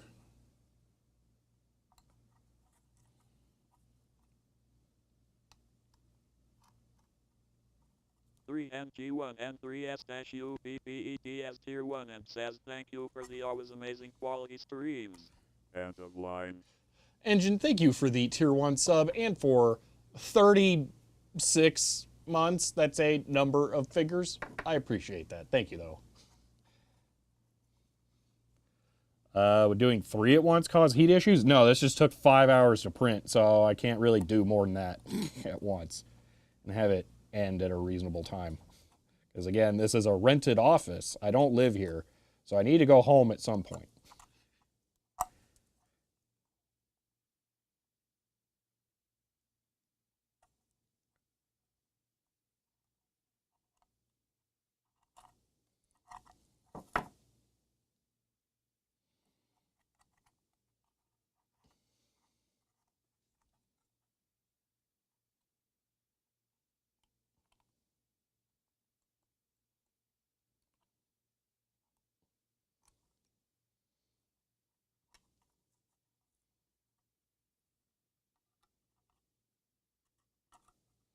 Again, I am not interested in solutions to this problem.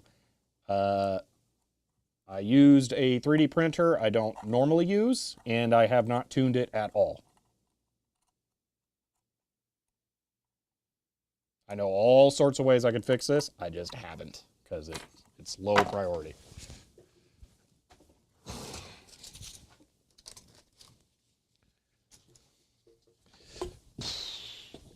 Okay.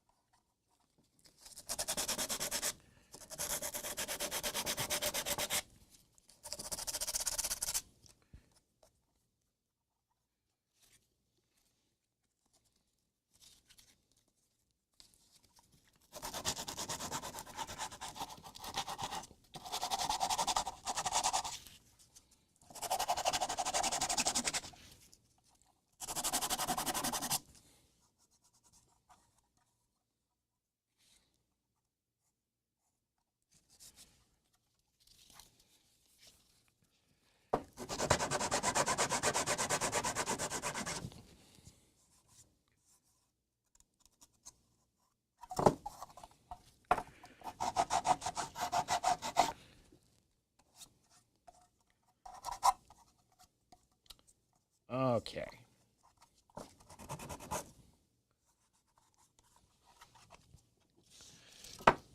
Now, where this gets weird and dumb, I need to wrap the sandpaper double thick around the SSD so that I can stick it in there and sand the inside.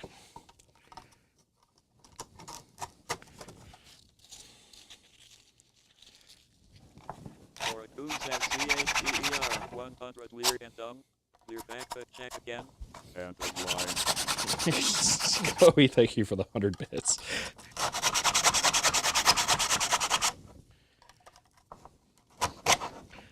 Oh, that one's tough.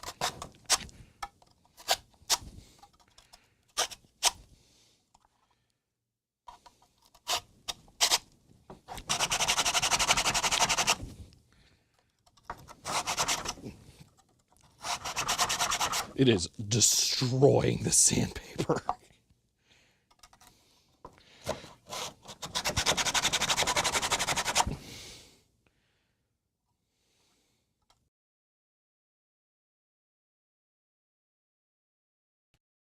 Okay, that's not ideal in there. I'm gonna try wrapping it around the middle.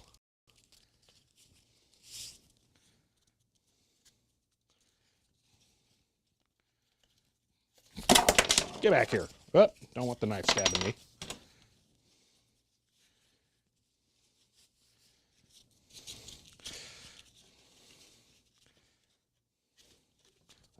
end. I don't want it wrapped around the connector end.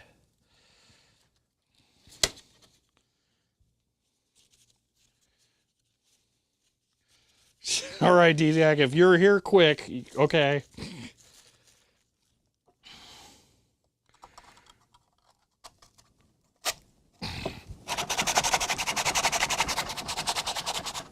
Okay. Oh my gosh, it just does not want to cooperate on some of this. I have a plan, though. I already have them all over here.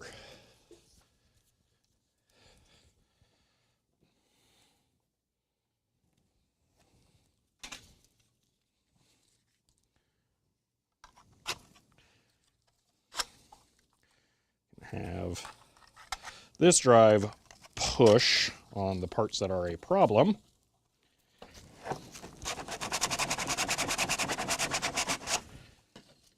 And that kind of worked.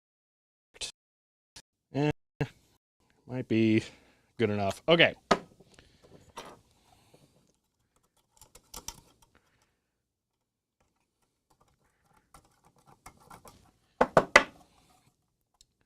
Now, to make this work, you want your passenger seat back? Yeah, that's fine. 227, that's fine. So, I can put the drives in here. They all get held. That works out well enough, but the problem is they just fall right out. Let's fix that.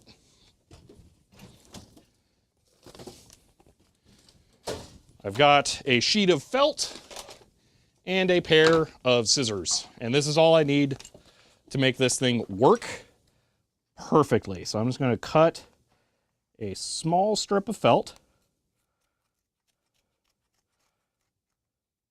I'm going to do it twice.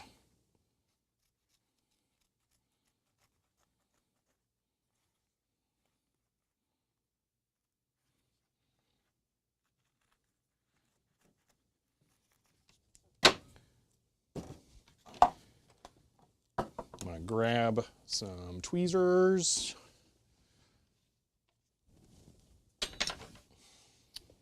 Peel the adhesive backing off of the felt.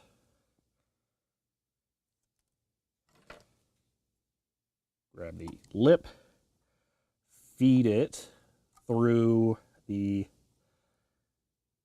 slot between the two drive sides.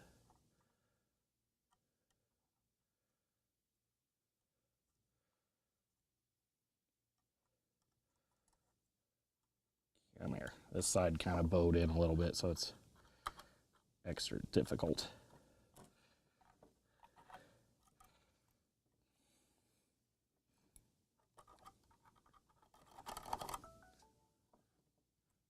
Come here.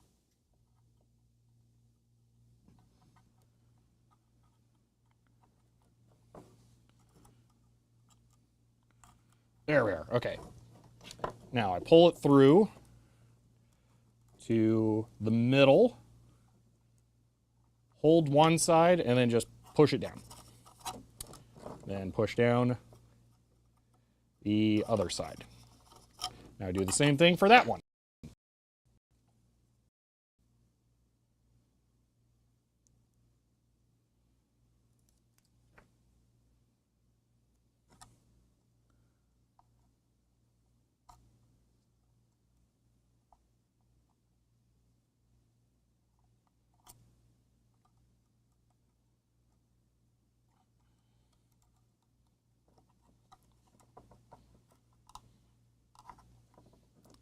Halfway through, push it down, press it in.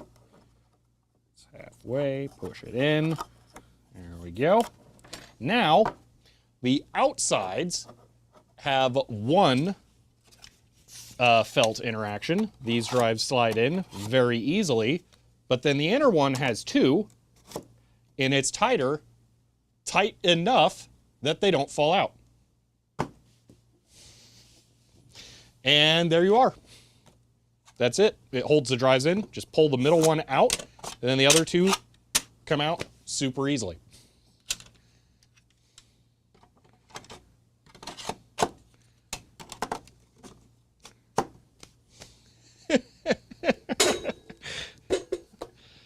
It's a very, very basic design that just works perfectly.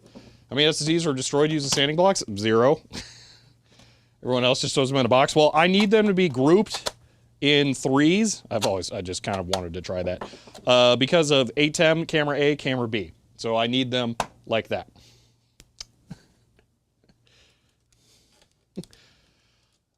So I will process this one to be basically the same here. And I have another one like that all ready to go. So I've got several of these now. I need more though. So I'm going to be printing another 2 of these tomorrow while we're streaming as well. Design to conclude. Yeah, you need it to be slightly loose because the drives aren't all the same size. So I'm not trying to fit into the screw holes. It's not worth it. The little felt trick works so well, it's ridiculous. So yeah, I'm just going with that. But that is going to be it for today. So, you legit need that. So, yeah, I think I am ready to run the outro here. All right, tomorrow we will continue. We'll reassemble the drives, and then we're going to work on making boot discs. Finally, hopefully. Maybe it won't break overnight. I don't know. But yeah, so we maybe finally have the floppy drive solved, at least the write error. Maybe not the track 0 error. I don't know. But yeah. So yeah. That's it for now. So I hope you all enjoyed this stream. If you did, you may want to follow to be notified when I go live again next. If you want to help support the channel, you can find me on Patreon. But that's it for now, and I will see you next time. Oh yeah, also the shirt thing. I forgot. I'm just like, yeah. All right, bye.